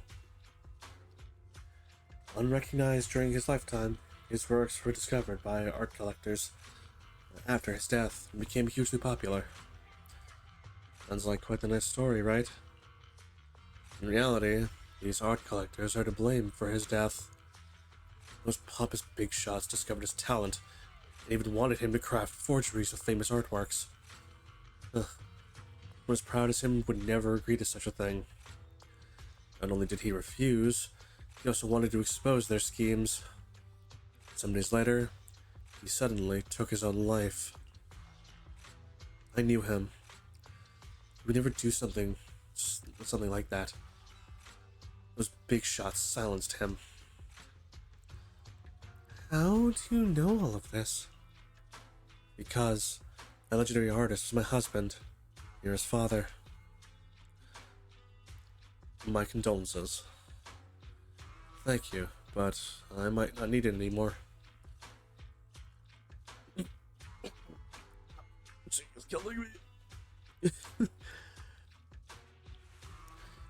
Oh, who exactly are those big shots you're talking about? Given the circumstances, it's fine to tell you. It's the Ravenlock family. The matter I just discussed with Miss Amby is also related to them. The collectible you asked me to bid on earlier. I should probably return it to you. Don't worry about it. But isn't it your husband's final work? It's fine. Our bond doesn't need to be anchored to any object. And I don't need these artworks to remember him. It's much better off in your hands than someone like Hartman's. Roxy, may I speak to Miss Sienna alone for a moment? Of course. Vivian and Sienna step aside and discuss something in private. Alright. Regarding the matter of finding the ring, I'm entrusting it to you. It's my wedding ring. I would be extremely grateful to you. I figured it was a wedding ring, but gonna check there. Obviously, no, the box, please. Suspicious item. You find some food left in the hollow for unknown reasons. Clearly, there's no sign of the ring Sienna is looking for among these items. Proxy, if you're hungry, I brought some food with me. Thanks, I'm not hungry right now. Okay, you can't eat those, even if you're starving. There's leftover food here. I don't want to imagine what's inside the bag. No. Please, dear God, no. Do not think about the leftover food inside the ether fucking hollow. It's probably poisoned. Box? Box. Loot. Low loot. I like loot. Give me the loot.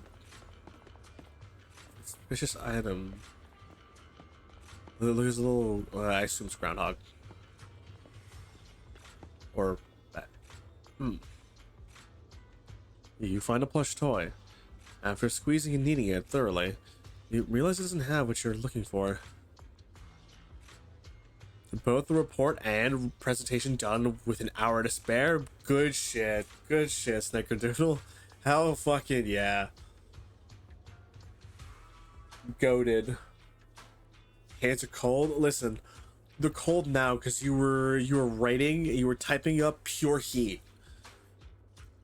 All that heat went into the presentation and the report. Listen, you can't do anything more than this. No one would hide a ring inside the stuffing of a plush toy, right? Listen, you're just him. You're goated. You've done it. You looked at the deadline and said, nah, I'd win. And here you are, winning. Good shit on completing it, though. You got time. You got time to spare.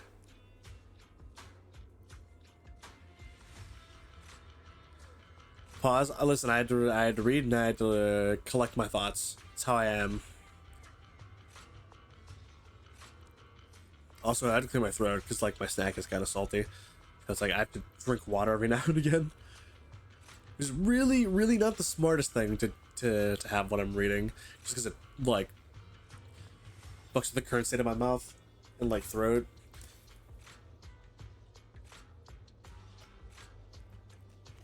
Which is not optimal for reading. Yes, you are goated. Congratulations.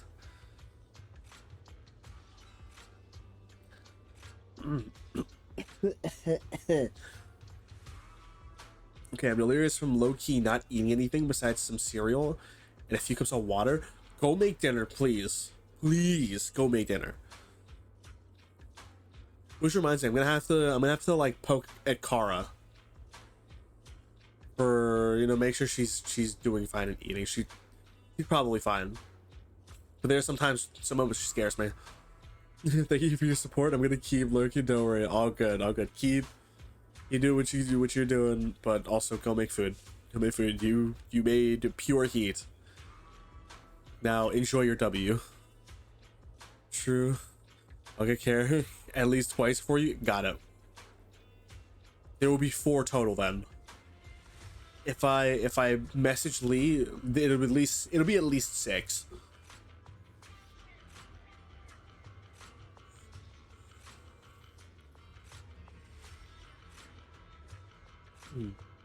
Don't worry, there's nothing inside. I've already gone through it. A toy that seems emotionally stable. There shouldn't be a ring hidden in it. Oh, what's this? Suspicious. It's pretty cute. This is true, Trigger. Very true. You find a lunchbox. After bracing yourself, you crack it open and peek inside. Whether lucky or unlucky, the box is empty. No one would put a ring in a lunchbox. It would spoil the taste. Is that the main concern? It's a fancy lunchbox? It is a fancy lunchbox. I wonder if its owner is safe and sound. I would hope so.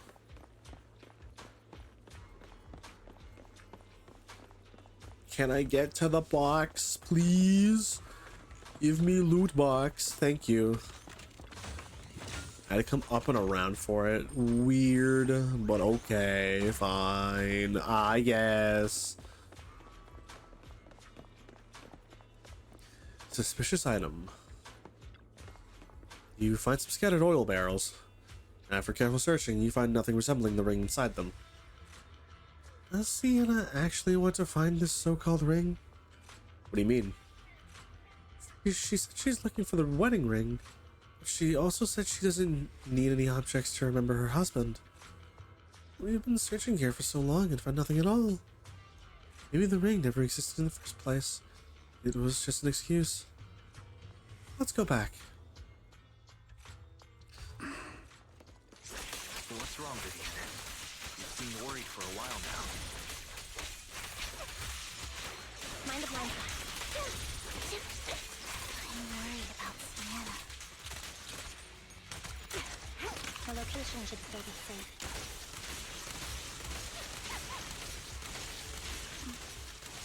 I hope so.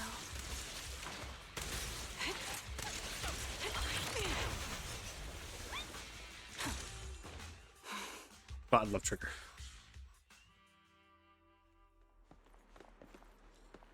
Sienna!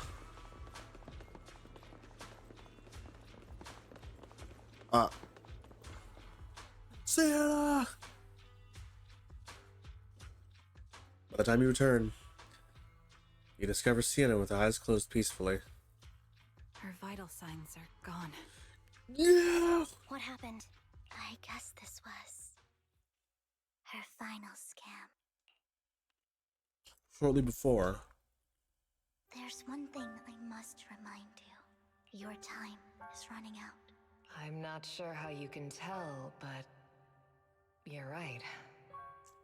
I'm going to die in here.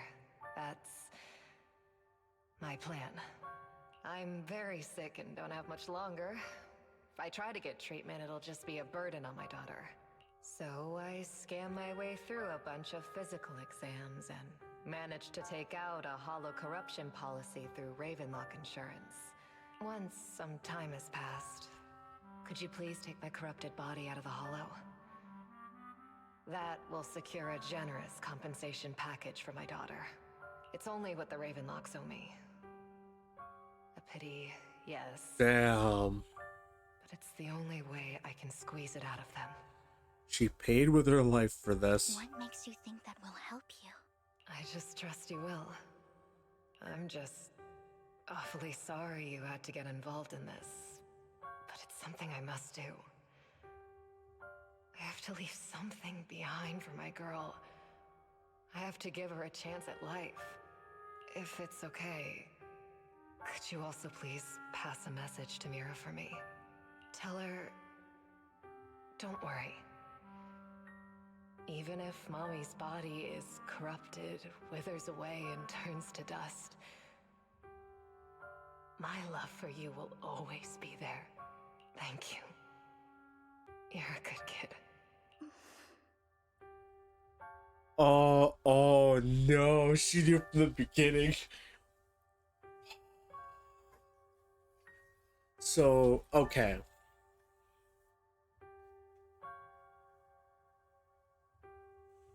Here's the guess. Here's the prediction, right?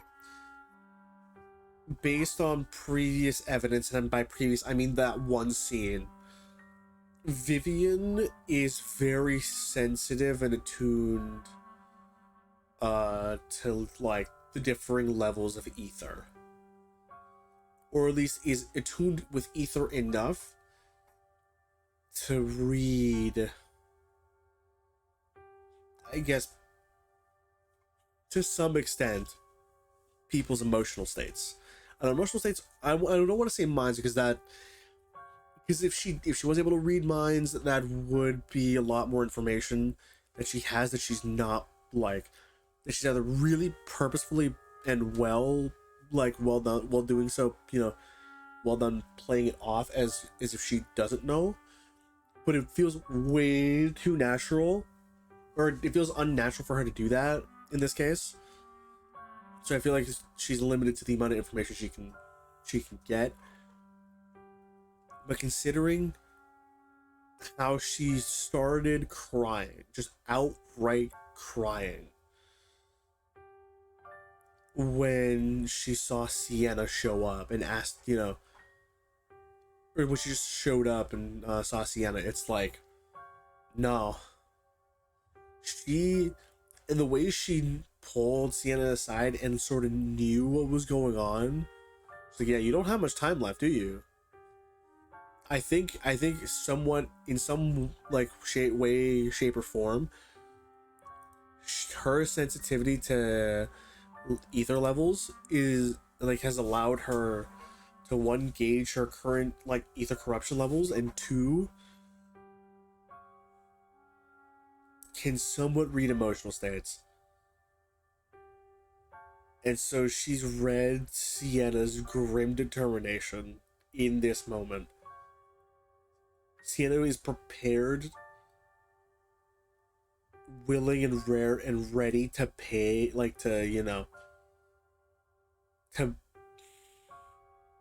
pay that ultimate price, so long as it puts, it gives her daughter a shot at life. They give her money that she needs to grow up, because she can't do it on her own. And she knows that, which is really sad. It's single parent.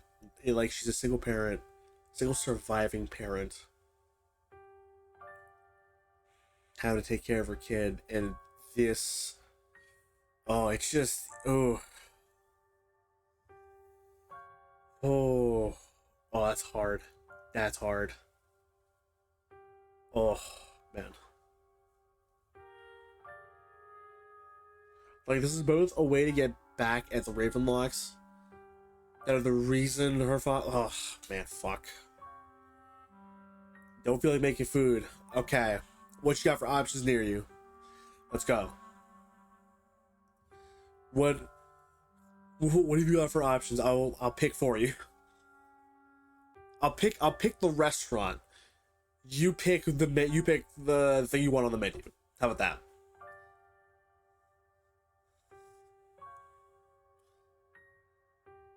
I do understand that laziness.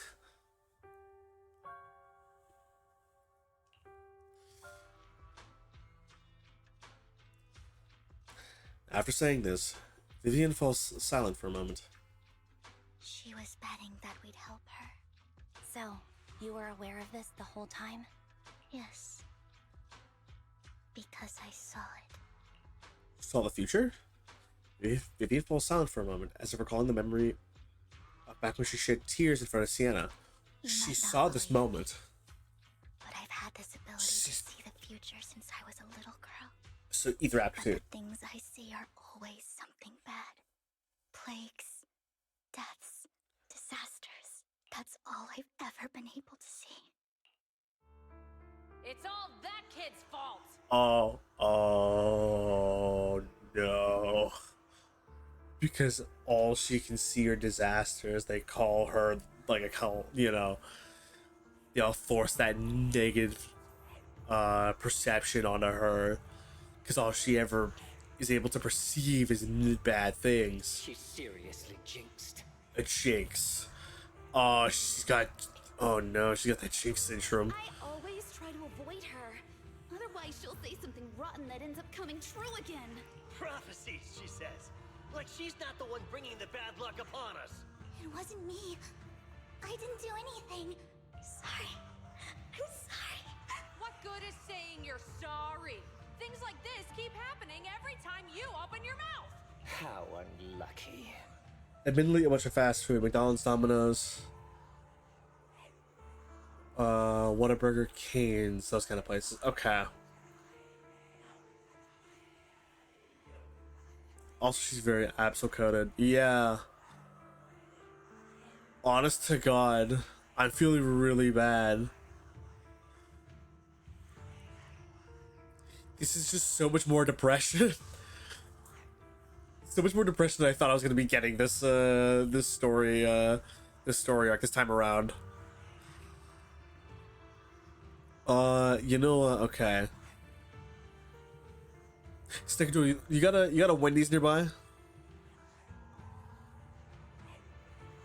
got a Wendy's? Join me. I had Wendy's for dinner. So join me. Consume Wendy's. She shouldn't be here. Nobody wants her around. If only she would just Damn. disappear. Okay.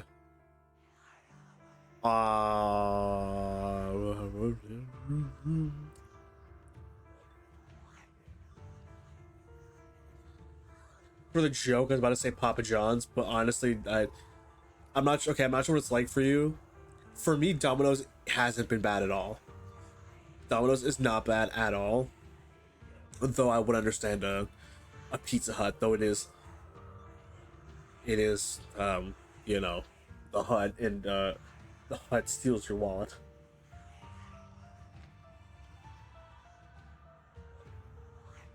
Not all the time, but depending on what you get.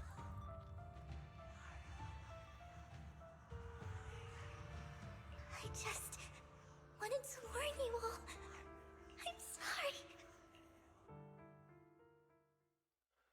After recounting the stories of her past, Vivian stays silent for a long time, as if struggling to break free from the shackles of those dark memories. Every time. Every time it's the same. In the end, there's nothing I can change. Sometimes I even wonder whether it's me predicting these things. For Domino's first, choosing that over Papa John's or Pizza Hut. Nice. Or if my very existence is manifesting these calamities. Vivian. It's not your fault. It's not your fault. You were just trying to be kind and warn them about impending disasters. Papa John's is pretty good, not gonna lie, but Pizza Hut sucks. That was big. See, at my house, at least where we're at close to, the Pizza Huts are not bad at all. They're actually really good. Stuffed crust pizza is fucking baller. We also really like Domino's. Domino's up here is fucking 10 out of 10. So that's always a very like good other option for pizza.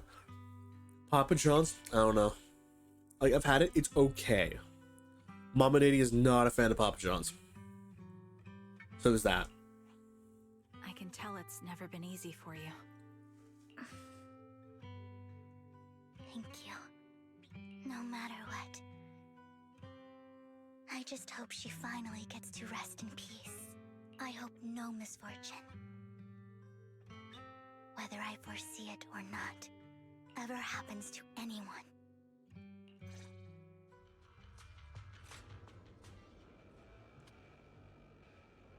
So, Miss Vivian, do you always cry when you have a prophecy? Yes. Every time a prophecy appears, I can't help but shed tears. I used to wonder if I could just hold back my tears, then maybe these bad things wouldn't happen. You stuffed crust at Domino's? I'll have to try it. I haven't seen. And actually, also like was it the garlic bread?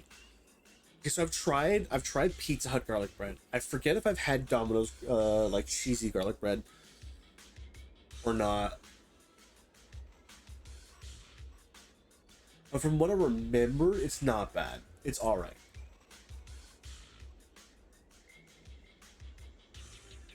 But it's also been a hot minute since I've had Domino's. So maybe next time I order pizza, it's gonna be Domino's. You stuffed crust? Okay, alright, Remy. I understand. The garlic bread at Domino's is pretty good, but their Parmesan bread bites are bomb. Yes, Parmesan bread bites are the fucking bomb. Good shit. I love that shit, actually. Just had it last week, even though I shouldn't be eating pizza right now. It was still good. Based, honestly. Understandable. Listen, Rami, I never heard that you had pizza. Okay.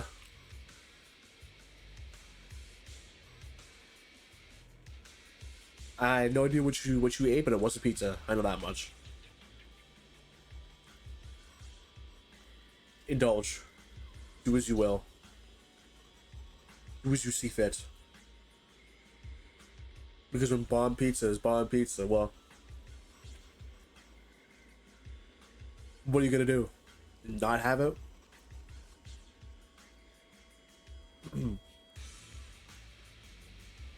I just can't do it. No matter how hard I try, I just can't. You're being too hard on yourself. Vivian falls silent for a moment, seemingly unwilling to continue the topic.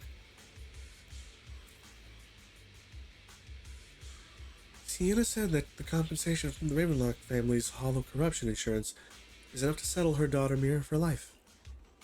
Though it's hard to imagine the notoriously stingy Hartman engaging in such money-losing business. Maybe Tops demands it? Yeah, I think so too. Actually, there have been rumors that the Ravenlock family had fallen out of favor with Tops for a while now. That's why they're becoming so desperate, afraid of being abandoned by the mighty Tops. Sienna's actually a skilled intelligence broker. She retired from the business a while ago. I see. No wonder she was able to gather classified information. She tried many ways, but everything was useless against the untouchable Ravenlock family. She still couldn't avenge her lover. but I believe everything she said was meaningful. Same goes for you, Miss Vivian. Everyone, it seems there are Theros nearby. It's not safe to linger. We should keep moving forward. Proxy, do you believe that the future can be changed? Yes. In my memories, this has happened countless times already. Why can I only see these misfortunes? Why can't I even have a sliver of happiness? Hey. Now I'm just feeling depressed. Adjusting for wind. Proxy, the fissure that we're looking for is up ahead.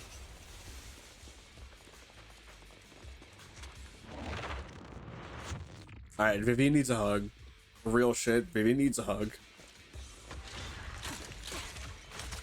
Ether vision activate.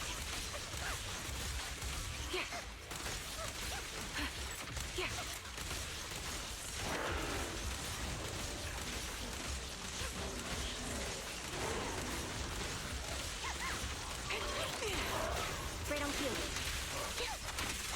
You're in my sight. The target's weary.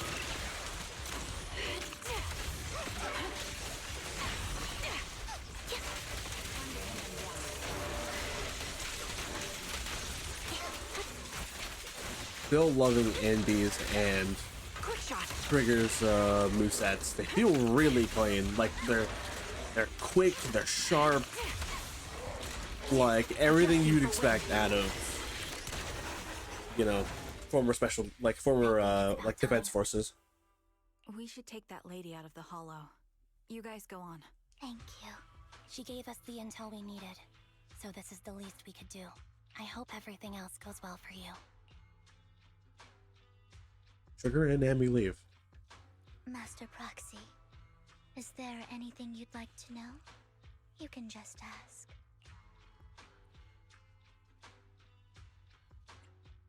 Let's wait until you feel comfortable telling me.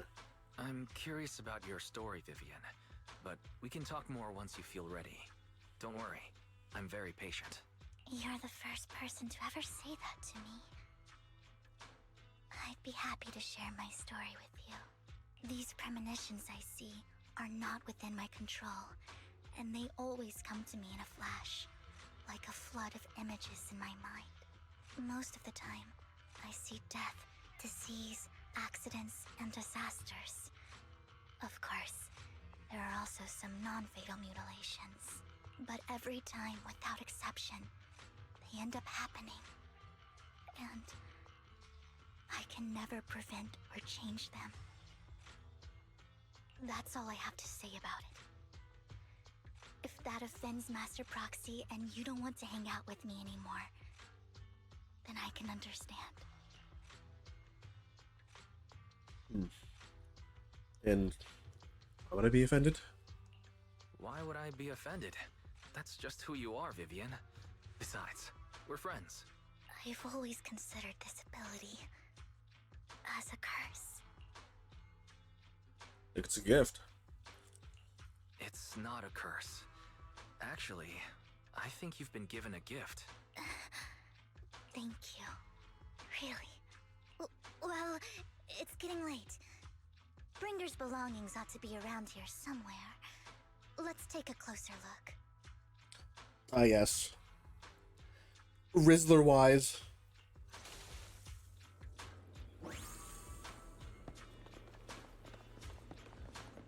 Being his usual Rizzler self.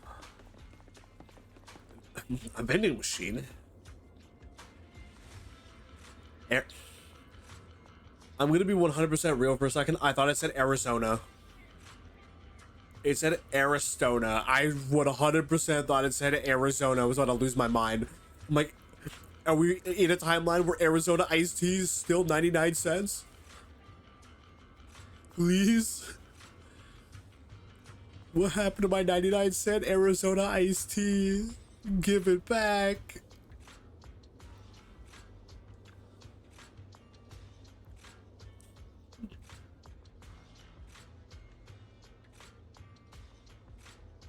Found it. The vending machine. Rita's belongings are probably stashed away in there. Why the vending machine? That's the intelligence I got. Maybe Bringer thought this was a good spot? Anyway, let's look around first. You search the vending machine up and down, but find nothing. Looks like it isn't in here.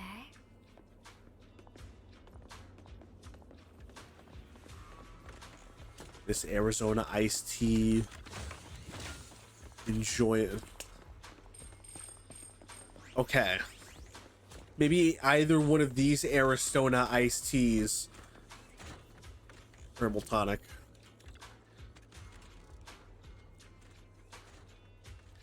I knew it. There must be other vending machines nearby.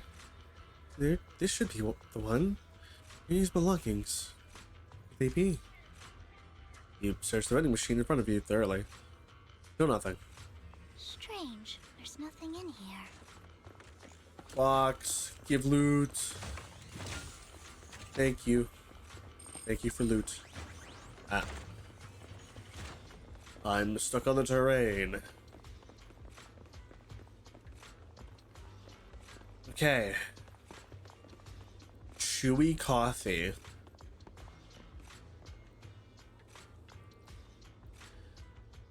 Proxy? I have a feeling. Rita's belongings are definitely inside this vending machine in front of us.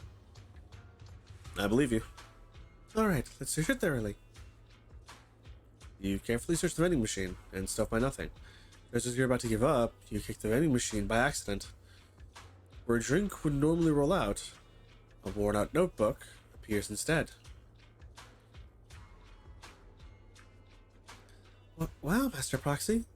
So this is how it's done? You're leagues ahead of professional intelligence brokers. Yeah, that was on purpose. 100%. Oh, hey Hugo. The perfect parry. Man's fighting down there in the pool. Bringer's notebook. Added to the workbench. Bringer's notebook. Old and worn looking.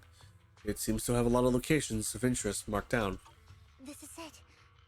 This notebook is what Bringer left behind. But I don't know what these markings on it mean. You and Vivian flip through Bringer's notebook together, ignoring the surrounding danger for some time, until the shriek of an ethereal suddenly rings out nearby. However, a moment later, a strange yet familiar figure materializes to block the ethereal, disposing of it with ease. Well, hello, Master Proxy. It's been a while. Hi, Hugo. Oh, don't give me that scandalized look. I did just save your lives. I would have protected the proxy even if you hadn't appeared. I'm sure of it, but I happen to be in the area. Worry not, dear companion. I have complete confidence in your strength. So you two know each other? Hang on. Did you say companion? So you two know each other? Apologies. I didn't have a chance to mention it before. I'm actually part of the Phantom Thief Syndicate, Mockingbird. Yeah. How did I not know that one? Incredible. That's right. I was only able to slip in during the auction thanks to some help from Vivian backstage. Had to have insider help. So you were only bidding on the collection so you could get backstage. So the whole time you were only bidding on the collections so you could get backstage and tamper with things? I warned you before. You can't rely on appearances. Don't worry, Master Proxy. We don't have any ulterior motives here. Joker mentioned real. Snickerdoodle. Hugo showing up the way he did in the last, when I went through this, like just before this, he went full on Joker P5, like in the goddamn casino, from the ceiling, from high above everyone else, yoinked, like jumped down, yoinked the item we needed. and booked it out of one, like, the main window. I'm not joking. I'm like, this dude's just, he's a phantom thief. The lights went out. He started talking like, oh, we're doing is a phantom thief bullshit, ain't it? I called it before I saw it. You can bring the bot up. You can see it. I did. I was fucking losing my mind. I was fucking laughing hysterically. I'm like, the only thing that's missing is a calling card. And so, in place of a calling card, he has a coin that when he jumps through the window, he flicks in the direction of the party that he's stealing from, and it's so funny. Like, it's such a cool moment, but for me, I called everything. I called 100% everything after being so done with Ace Attorney segments. I had to do 3 of them. I'm like, I already don't like Ace Attorney segments because they make you feel dumb when answers that should be right or should be counted as also valid don't. Because it's an Ace Attorney segment. But yeah, Hugo's fucking based. As you've probably heard, Mockingbird is a renowned phantom thieves syndicate in New Eridu that, despite its longevity, has managed to maintain the secrecy of its members' identities to this day. Oh yeah, he just wears his top hat and has and like literally just has like a similar Joker style mask, and that's what keeps him safe. That's what keeps his identity safe. So funny. Disclosing our identities to you is essentially the highest sign of good faith that a Mockingbird phantom thief can show. That kind of makes sense. I guess that makes sense. Your trust is most appreciated. Mockingbird's purpose is very simple, really. To form long-standing and cooperative relationships with outstanding proxies, like yourself. We need your abilities. Before you make any decisions, please allow me to briefly explain the concept behind the Mockingbird Syndicate. We all know there isn't anything in this world that's fair. A prime example being the uneven distribution of wealth. Okay, Hugo. Hold on. Pop off, King. Go ahead. I'm listening. Go ahead.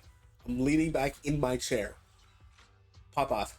People from tops splurge on luxurious collectibles, while the poor have to gamble with their own lives just to get by. Of course, besides wealth, there's also an unequal distribution in this world of happiness and suffering, hope and despair, love and hate. It's all just so unfair. Somebody has to do something to tilt the balance of the scales.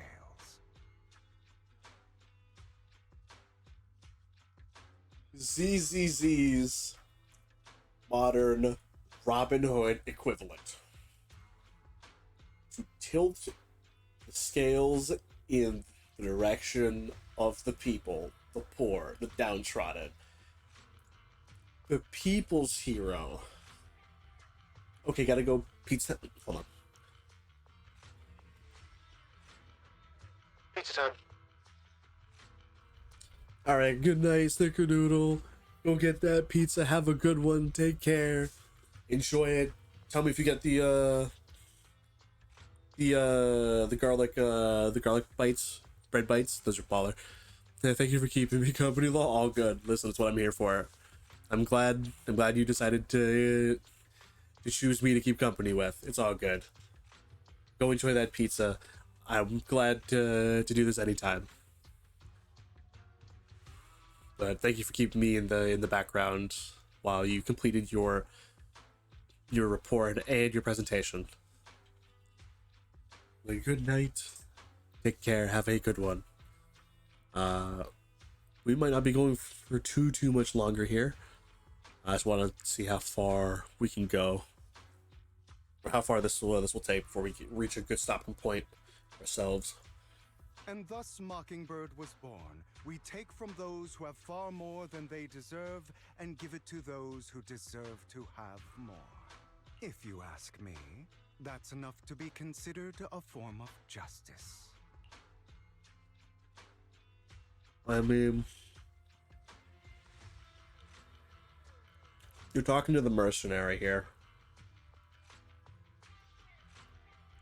I'm going to agree. I'm going to agree with this. Yeah. All right, that makes sense. I can agree with that. Thank you. I knew if anyone, you'd understand. Now I want to see what Lycon has to say about me agreeing to this, if he ever finds out about it at all. However, aside from these philosophical considerations, we also have a crisis on our hands to deal with. As you know, the Exaltists are plotting to use the power of sacrifice to launch an attack on all of New Eridu. We can provide you with all the latest intel, just like that notebook you found. Something those pompous housekeepers would never be willing to do. And the most crucial part of this whole game, the sacrifice core, is currently in my possession. I think that makes this a highly competitive deal. We share the same goal for the moment, stopping the impending disaster from playing out. I need time to think about it. I need some time to think about it. How about this? If you still have misgivings about our upcoming cooperation, then why don't you bring Lycon along with you? He's got the support of the mayor's office behind him, and his presence alone is enough to keep me in check. That would put you more at ease, right? Checks and balances, you go. All right, you understand the deal? Of course, you're welcome to bring some other friends along, provided they aren't from public security or HSO. Okay, hold on. Now, wait a minute. They're some of my top performers. You can't do this to me, Hugo. Wait, please. Okay, I built up Trigger. No, hold on. Never mind. Wait. I got this. I built up Trigger and Ambi. At least a decent amount.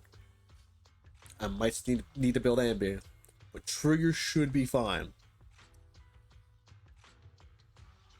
I can work everything else out. I'll figure it out. Okay. Well, if those are the terms, we've got a deal. Well, if you're willing to let my friends come along, then you've got a deal. Great. It's a deal. By the way, Proxy, this is for you. Fancy collectible. Add it to the workbench. Oh, right. A collectible gifted by Vivian. And it looks like an expensive and exquisite piece of art. But it seems hollow inside. Might that mess with its value? Consider it a souvenir commemorating our first time working together. For now, we'll carefully look through the contents of that notebook. I'll contact you if anything comes up. What I'm hearing is there's either like some sort of tracker or listening device in that pendant. Listen, knowing these two, there's got to be something. And like not to speak ill of their intentions. It's just part of the job.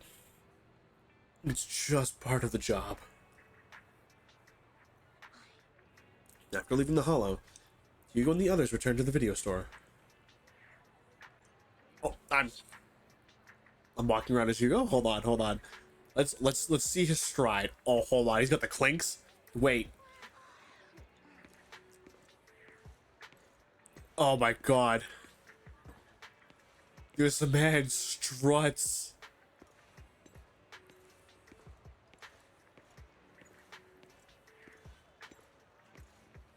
Okay. Alright, for anyone who had thoughts about Hugo. Look at this man's strut. Get out of the way. Look at this man's absolute strut. The slight shoulder shake. Hand in pocket.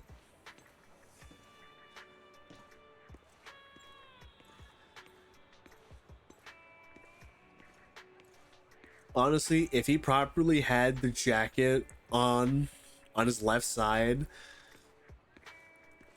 I would just say without glasses and blonde, it's just Orion Escalus.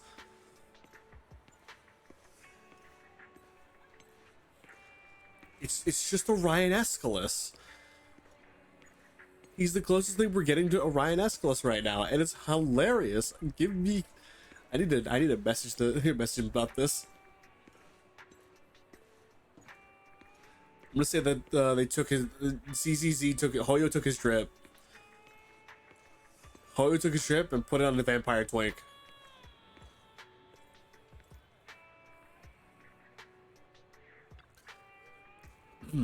Since we're already at the video store, should we ask Master Proxy to recommend some films? My apologies, everyone, but I need to take my leave and go take care of my art gallery now. So you actually own a gallery? I also need a convenient social identity for various reasons. The title of gallery owner works quite well. Alright, I'll stay with Master Proxy for a bit longer. But Hugo, you've been oddly busy lately. You're not hiding something from me, are you? Well, shortly before. Hello?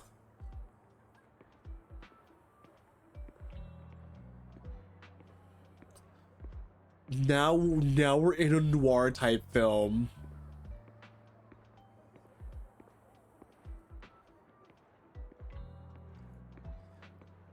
It's what's the filter? It's not heavy like sepia. It's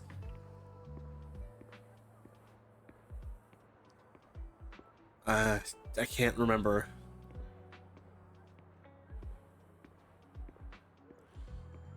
If anyone remembers the kind of like filter you get for like this kind of look, please tell me, because I am blanking.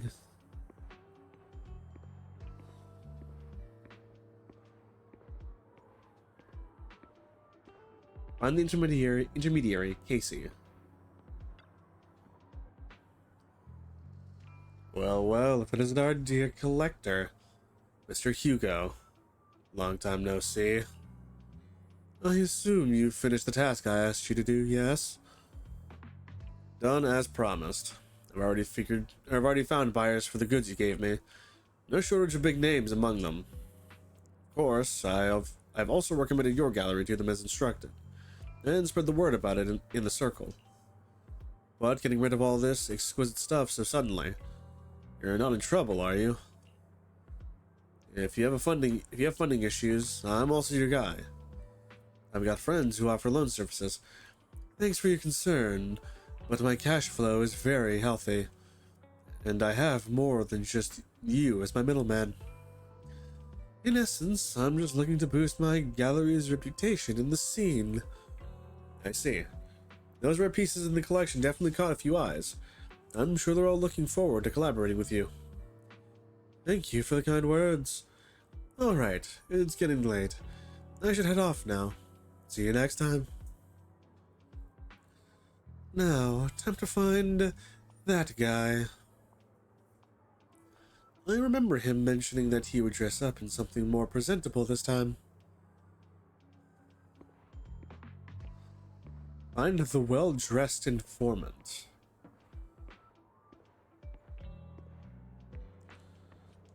Metro station. Let's meet at Lumina Square, I think he said. I was paying attention. I skipped. I accidentally hit A twice.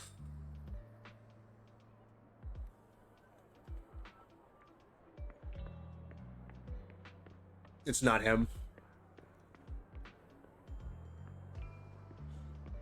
Wait, him?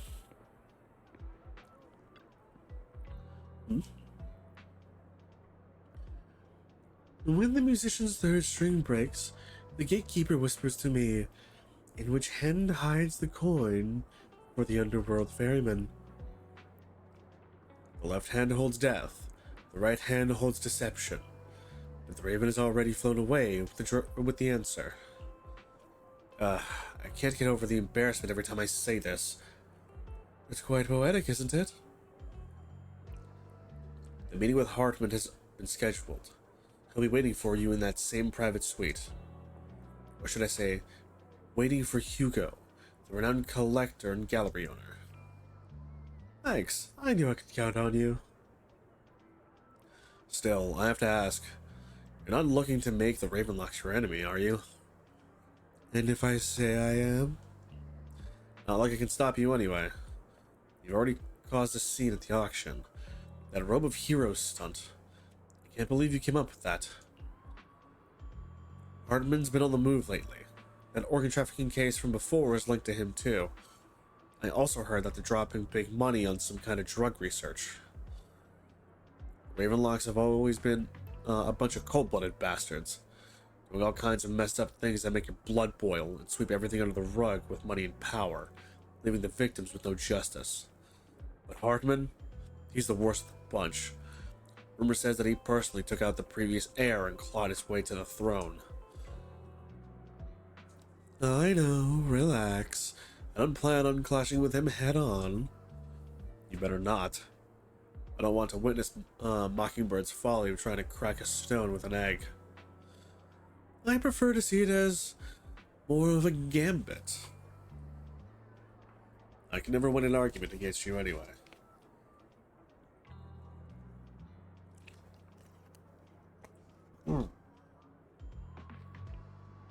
And don't forget, the Ravenlock family's in bed with those Exaltus lunatics.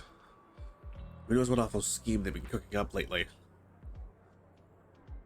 In any case, as your old friend, I sincerely wish you all the best. Thank you. By the way, how's Lycon doing lately? I haven't seen him in a while.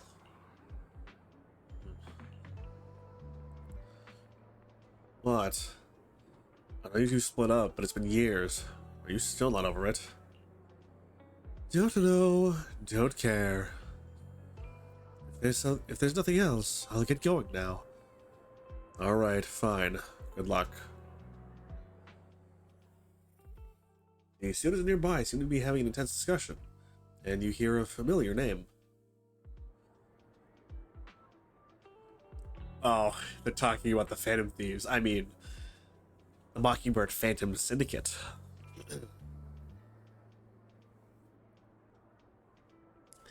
So, that Mockingbird Phantom Thieves Syndicate looks flashy, but hasn't actually accomplished anything, right? Tops remains unshakable, and those big families are just a step away from getting total control.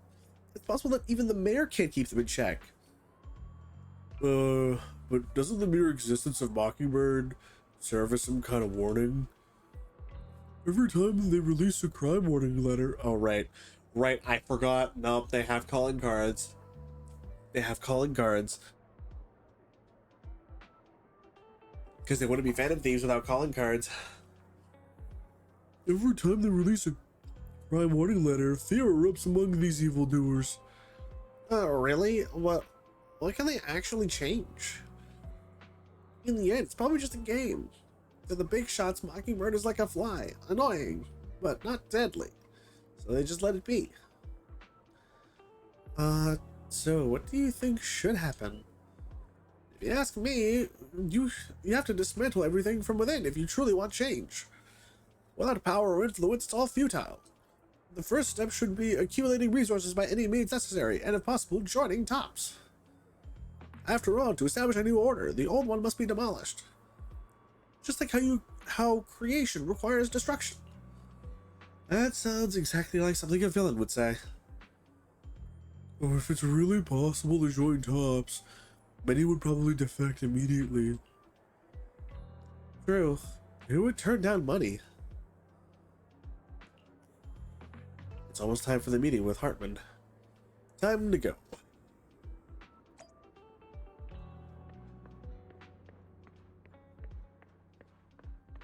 Alright, this will probably be the last bit I do, because it's catch up. Hello. Your invitation has been confirmed. Esteemed guest, would you like to enter the private suite now? Enter the suite. Yes, please.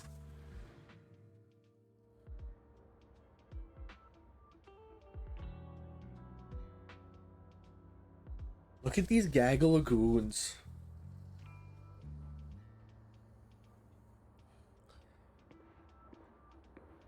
Look at this gaggle of lads. Huh. You're the one who has business with Master Hartman? Correct. Master Hartman's time is extremely valuable, and he has graced you with the meeting amid his busy schedule. I sincerely hope you bring something substantial to the family. Worry not. There, I was waiting. I was expecting this because it's almost 1 a.m. for me. Hi, Ken. How's it going? Also, hi again, Rami. Ken Buccaneers, how's it going? I hope you've had a fun time. Cow stream. I know you said you were gonna do a little bit of Arknights. And in the spirit of that, I started yapping about Arknights for a little bit, which extended into another tangent, then I had to bring it back. Then you also said you were going to do a little bit of Rivals. So I hope stream went well. It's okay. I get it. I know your raid message. It's okay, buddy. As usual. Playing Marvel Rivals. I see. So in the end, you did switch over to Marvel Rivals, or maybe you started with that from the beginning. Who knows? I don't know. I would never know. Me, no. How's the ZZZ? It's going. I've been reading. Seen Le DM? Wait, I have not seen Le DM.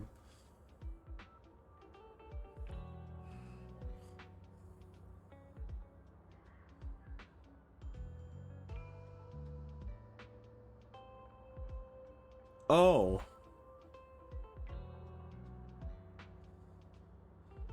I guess. Oh, you know what? We'll talk about it. We will talk about it.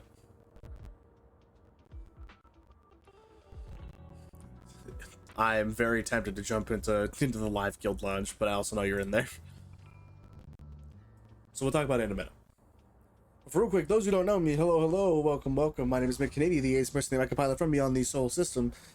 I am a variety streamer. I tend to do a whole bunch of things from, gotcha games like this, also playing Arknights, which we're going to be doing what we can, probably on a Thursday instead of the Tuesday. Changes keep happening, and I gotta edit my schedule, but that's okay. Arknights.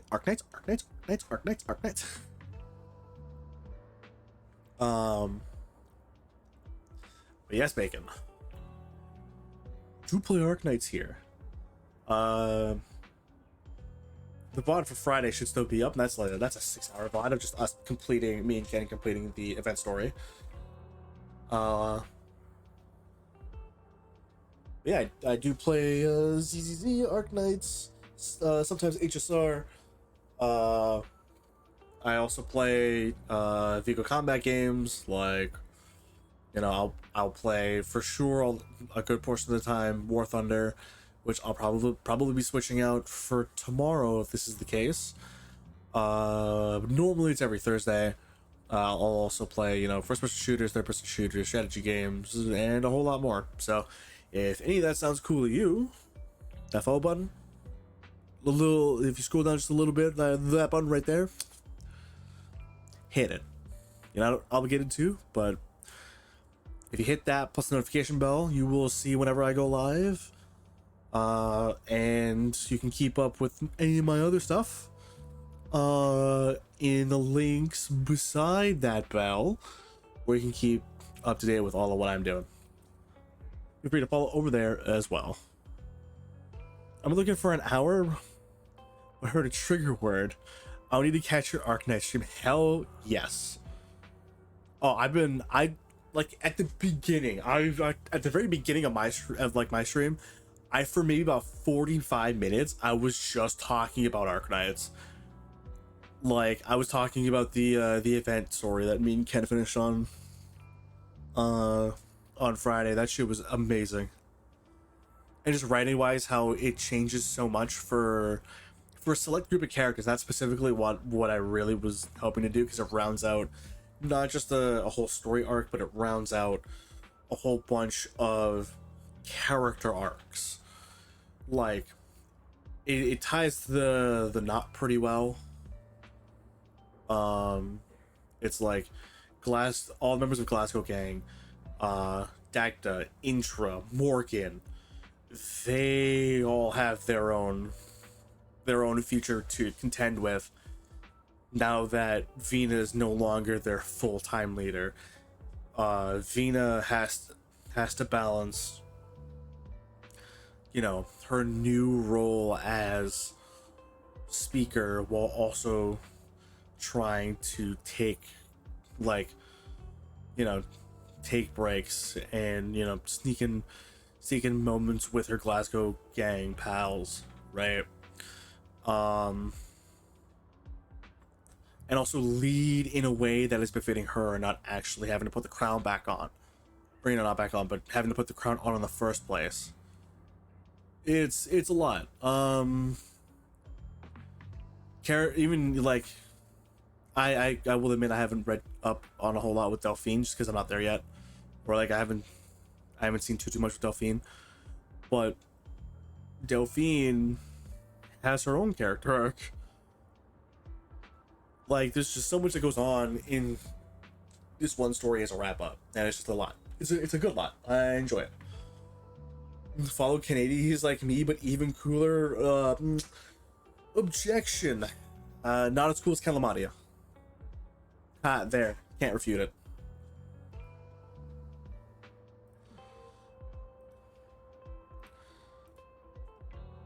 Again, Buccaneers, if you need to take a break, please go ahead, feel free.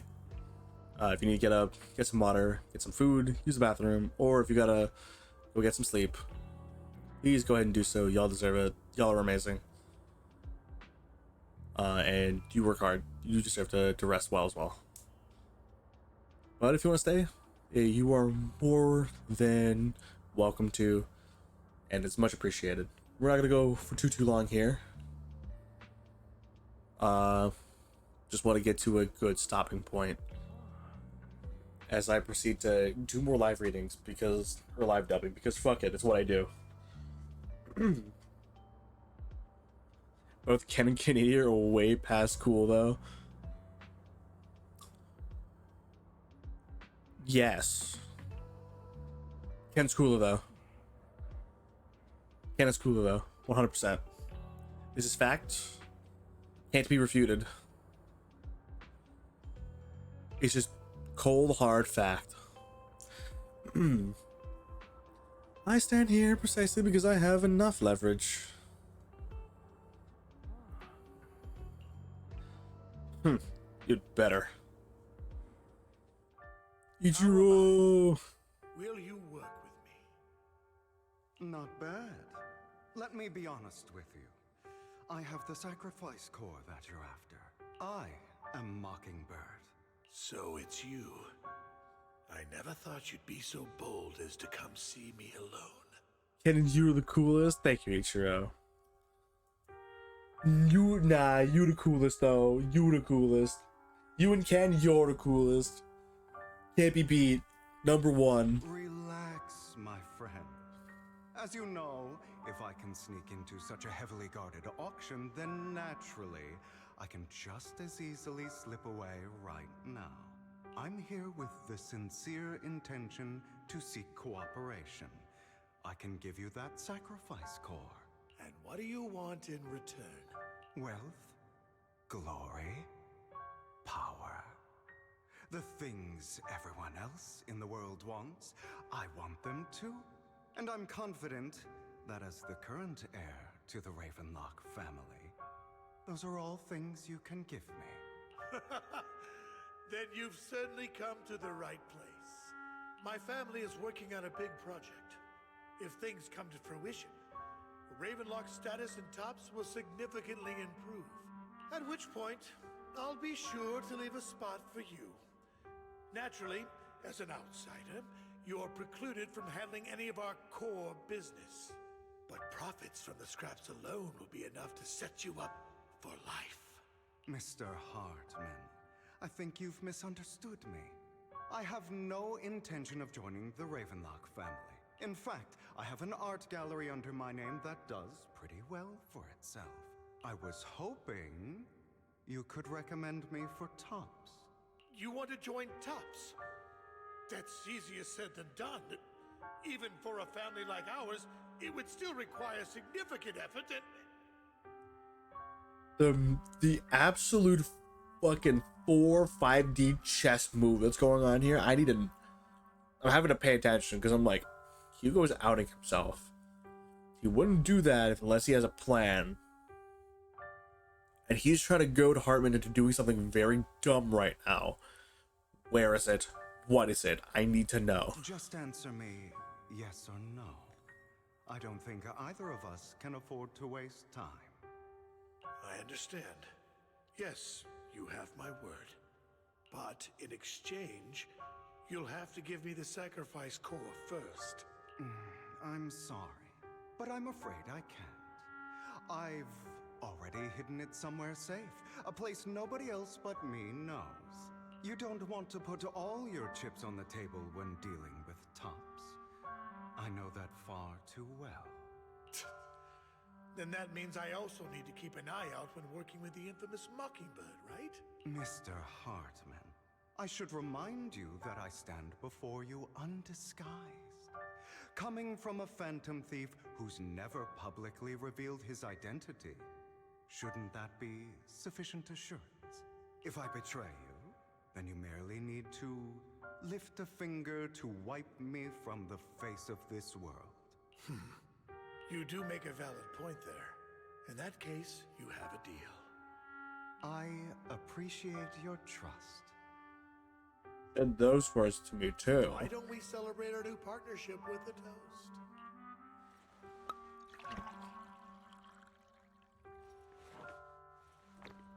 Hartman calls over the waiter and pours out 2 glasses of some expensive-looking, deep crimson liquid. He lifts his glass and nods to Hugo before draining it in one gulp. Hugo flashes a smug grin as he follows suit and takes a gulp. Having a drink before undertaking anything important is a family tradition. It's good luck. As an outsider, it's a real honor. By the way, you aren't the only member of your organization, are you? Shouldn't all your companions agree to this deal first? You don't have to worry about that. I'll make sure she agrees. Otherwise, I'll get rid of her too. Seems you'll do whatever it takes to get things done. Great things lie ahead for someone like you. All right, let's leave it at that for today. I'll contact you about what to do next. That's him! He's the one who killed Serena! She was the only one who was ever any good to him, right? That's how he repays her? That's why they say once a mongrel, always a mongrel. Just look into his eyes. Once a mongrel, always a mongrel. Okay, Gil. Okay, Gilgamesh. The fuck? Father! We have to punish him! Serena had been ranking ahead of him. Hugo must have poisoned her water so he could pass her. Who put Child Gil in CC? I know. Like, what the fuck? What's a mongrel? Always a mongrel. Like, what the f? Who? Gil? Gilgamesh? I didn't know the fake collab extended to CCC. Pure evil. Typical for an impure bloodline. He should have been kicked out ages ago. Okay, bro. Hugo, did you do all this? Yes, it was me. I killed her. He admitted it! Father, he must be expelled. He has no right to live under the same roof as us. Why don't we reunite him with Serena then? Nobody would ever know. Hugo, well done. Oh, you did something fucked up. Good. Do it again. My children, how many times have I told you before? Matt Mercer? Hold on, Matt Mercer?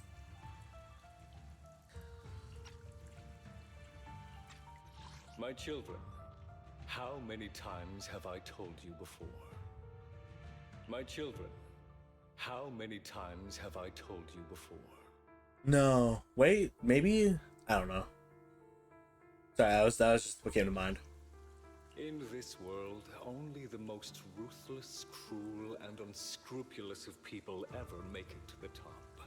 Like Hugo here, who was willing to murder his only true loved one without a second thought. Only someone with the means and the gumption to do that is qualified to be my heir. But I... It's all over now, and the results are obvious. The winner of this month's assessment is Hugo. Bruh. As for the rest of you, go to the usual place for the punishment you deserve. Father! Before this, I was number one. As I've told you before, there's only room for one winner in this family. You're still a loser, even if it's by the smallest margin. And there's no reason for a loser to exist. Oh my god, this is so fucked up. Alright, never mind. Okay, hold on. I'm not gonna condone it, but man, if you hate first, you're last kind of energy, fucking real. I can kind of see where Hugo's coming from when he offed his dad. He's like, no, I fucking hate you. Man killed his own father. Oh, Lycon does not know about this. Lycon does not know about this trauma, dude.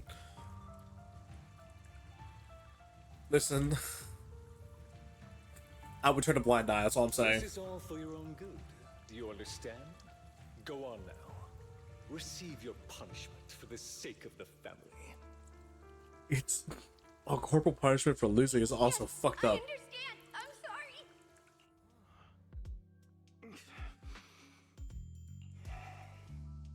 That really brought up some unpleasant memories. It won't be long. Soon, it'll all be over. Yo?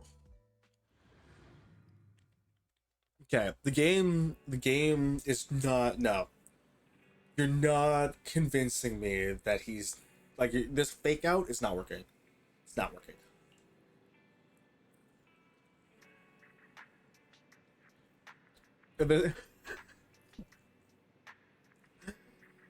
If this were Malcolm, he's being voted innocent vibes real.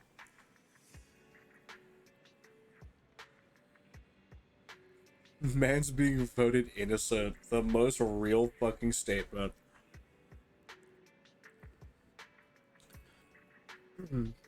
Roxy, you look like you have something to say.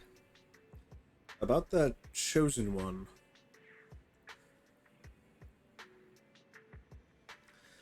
Well, truth is, we've always wanted the chance to work with you. Hugo said you're the best proxy he's ever met. The chosen proxy. In other words, chosen one. Fine, I believe you. By the way, are you free now? If you're not busy, would you mind taking a walk outside with me? Anywhere's fine. You arrive at Lumina Square with Vivian. Uh-huh. Okay. Thank you for escorting me here, Proxy. Today was quite eventful. If I were to head back now, I probably wouldn't be able to follow. Ken, I'm gonna be honest. Vivian, if this were Milgram, part of me wants to say Vivian gets voted guilty just because of stupid shit, but she probably gets voted innocent.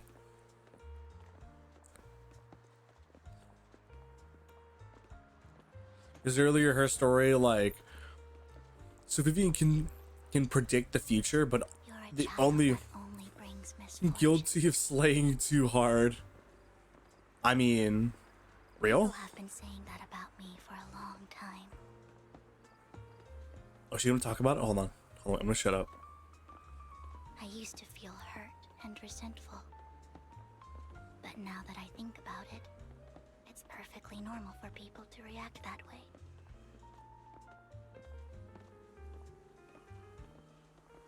Oh, you should have seen the way Hugo walks, eh? The way Hugo walks, so cunty.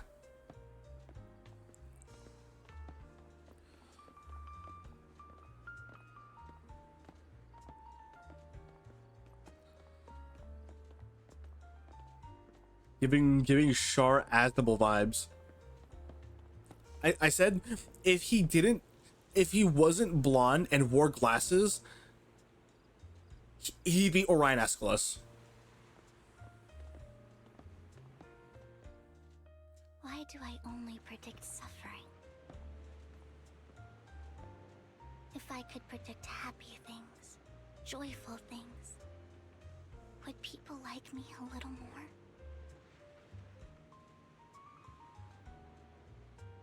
Maybe fate truly is set in stone. Often, I want to help these people avoid their miserable fates.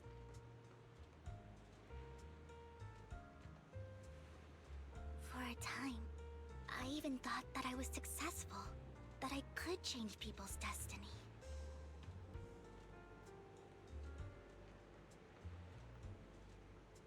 But it was all an illusion. In the end, I couldn't do anything at all.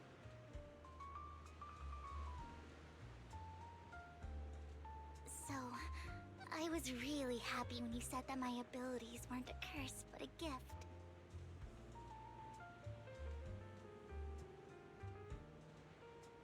Thank you, Proxy. I'm so glad to have met you. And you're also a fan of Lord Phaethon. It's like we were fated to meet. Chat, she doesn't know. Chat, she doesn't know. She doesn't know that we're actually Phaethon. Chat, she has no idea. I don't know why, but I feel completely at ease when I'm by your side. I feel like I'm free from judgment, from blame. Chat, she's just sit for Phaethon, but doesn't know we're Phaethon. Like, I don't need to worry about anything, and can just be my own true self.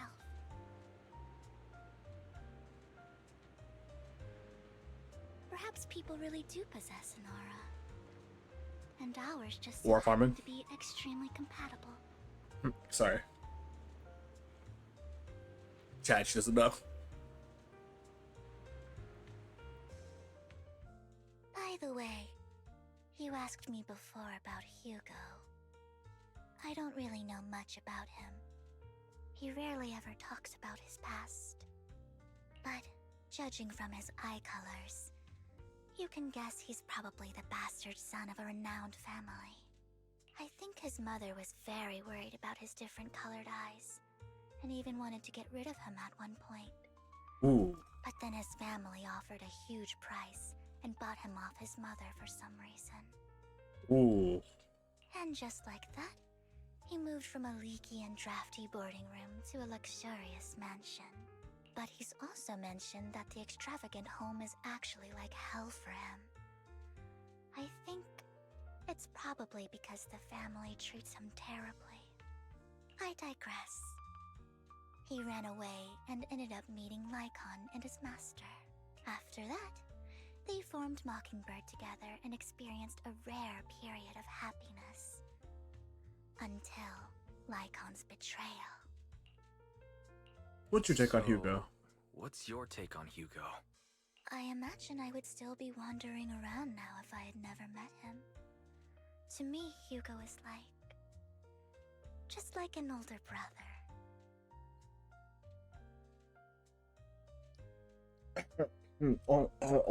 Older brother, what?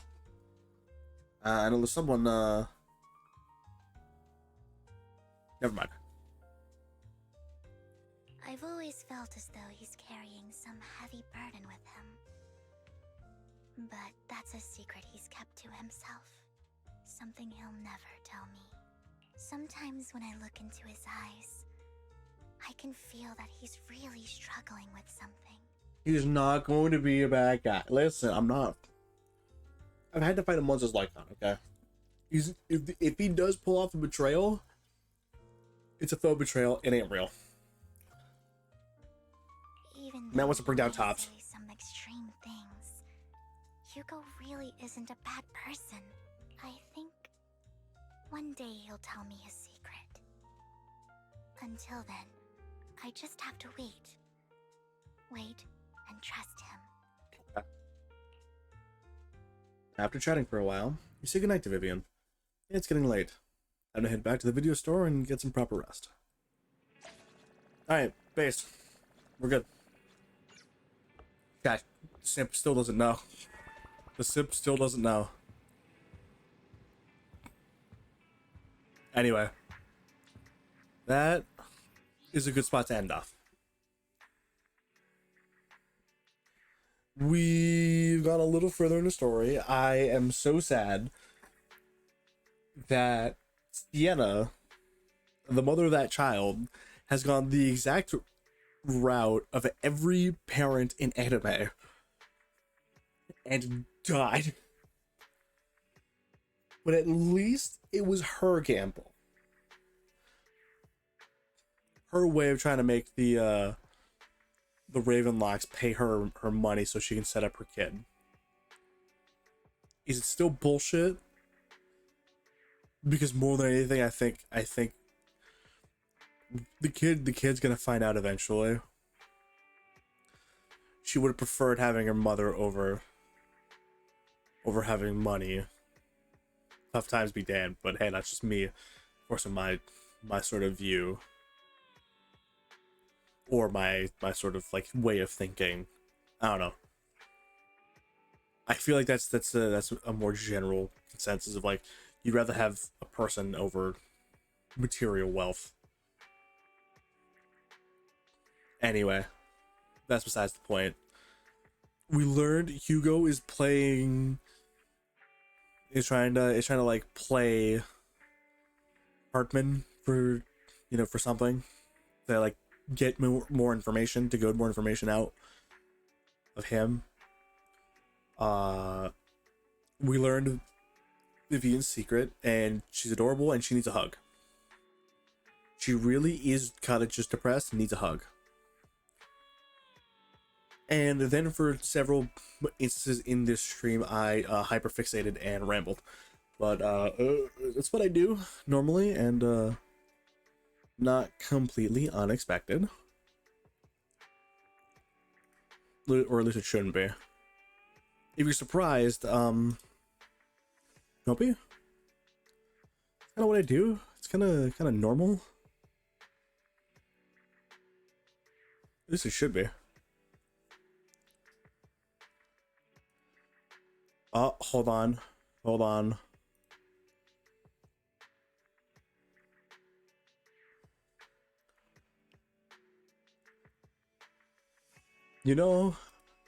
I see someone to raid, and I haven't raided. I don't think I've raided into them before. Maybe I have. I don't know.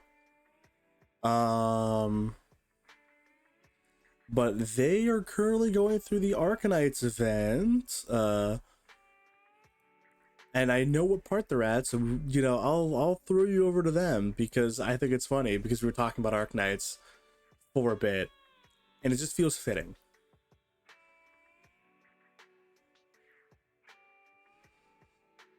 Let me just get everything set up.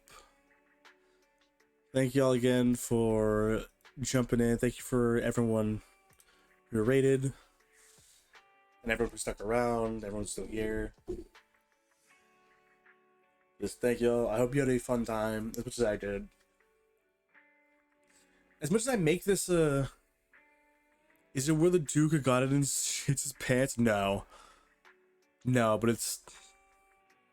We're not there yet. I wish. They're trying to speed through it, I think, but they're also reading. Ken, you know how intensive it was for us to try to just bum rush through all of it. Just thank you, Rami. Thank you, Bacon.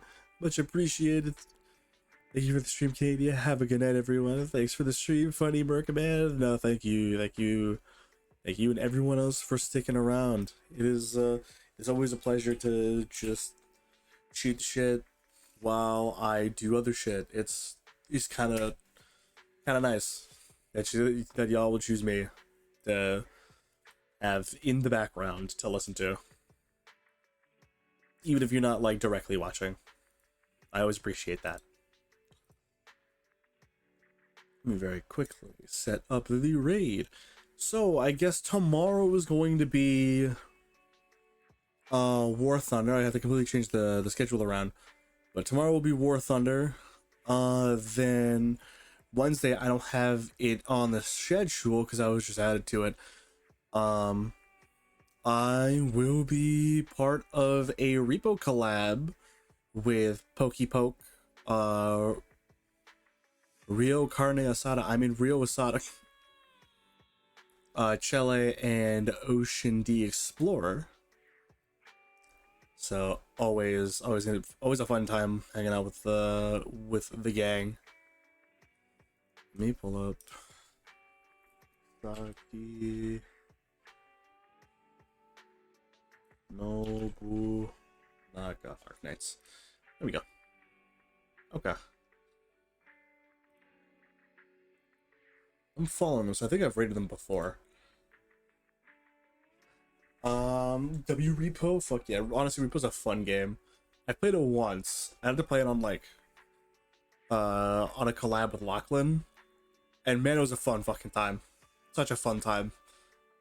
So yeah. Yeah, we rated them when we did the Germany event. Now they're doing the Britain event. So it's very fitting. That being said, Thursday will be Arknights Gacha Rot with Ken. And then Friday is our double collab night where from like 6 to 8 o'clock or 6 to 9 o'clock, depending on what time, we start with the next collab. Starting at 6, either going for 2 or 3 hours, I will be playing Lethal Company with Chibana, with Kaido Chibana and the rest of the 24/7 crew. And then afterwards, I will be switching over and playing some Drunk Uno with Feyren Ortega, Thradix, and a few more. And then, last but not least, Saturday, good old D&D. But I'll see you all then. This is Micknadia signing out. Have yourselves a good one, and take care. Good night.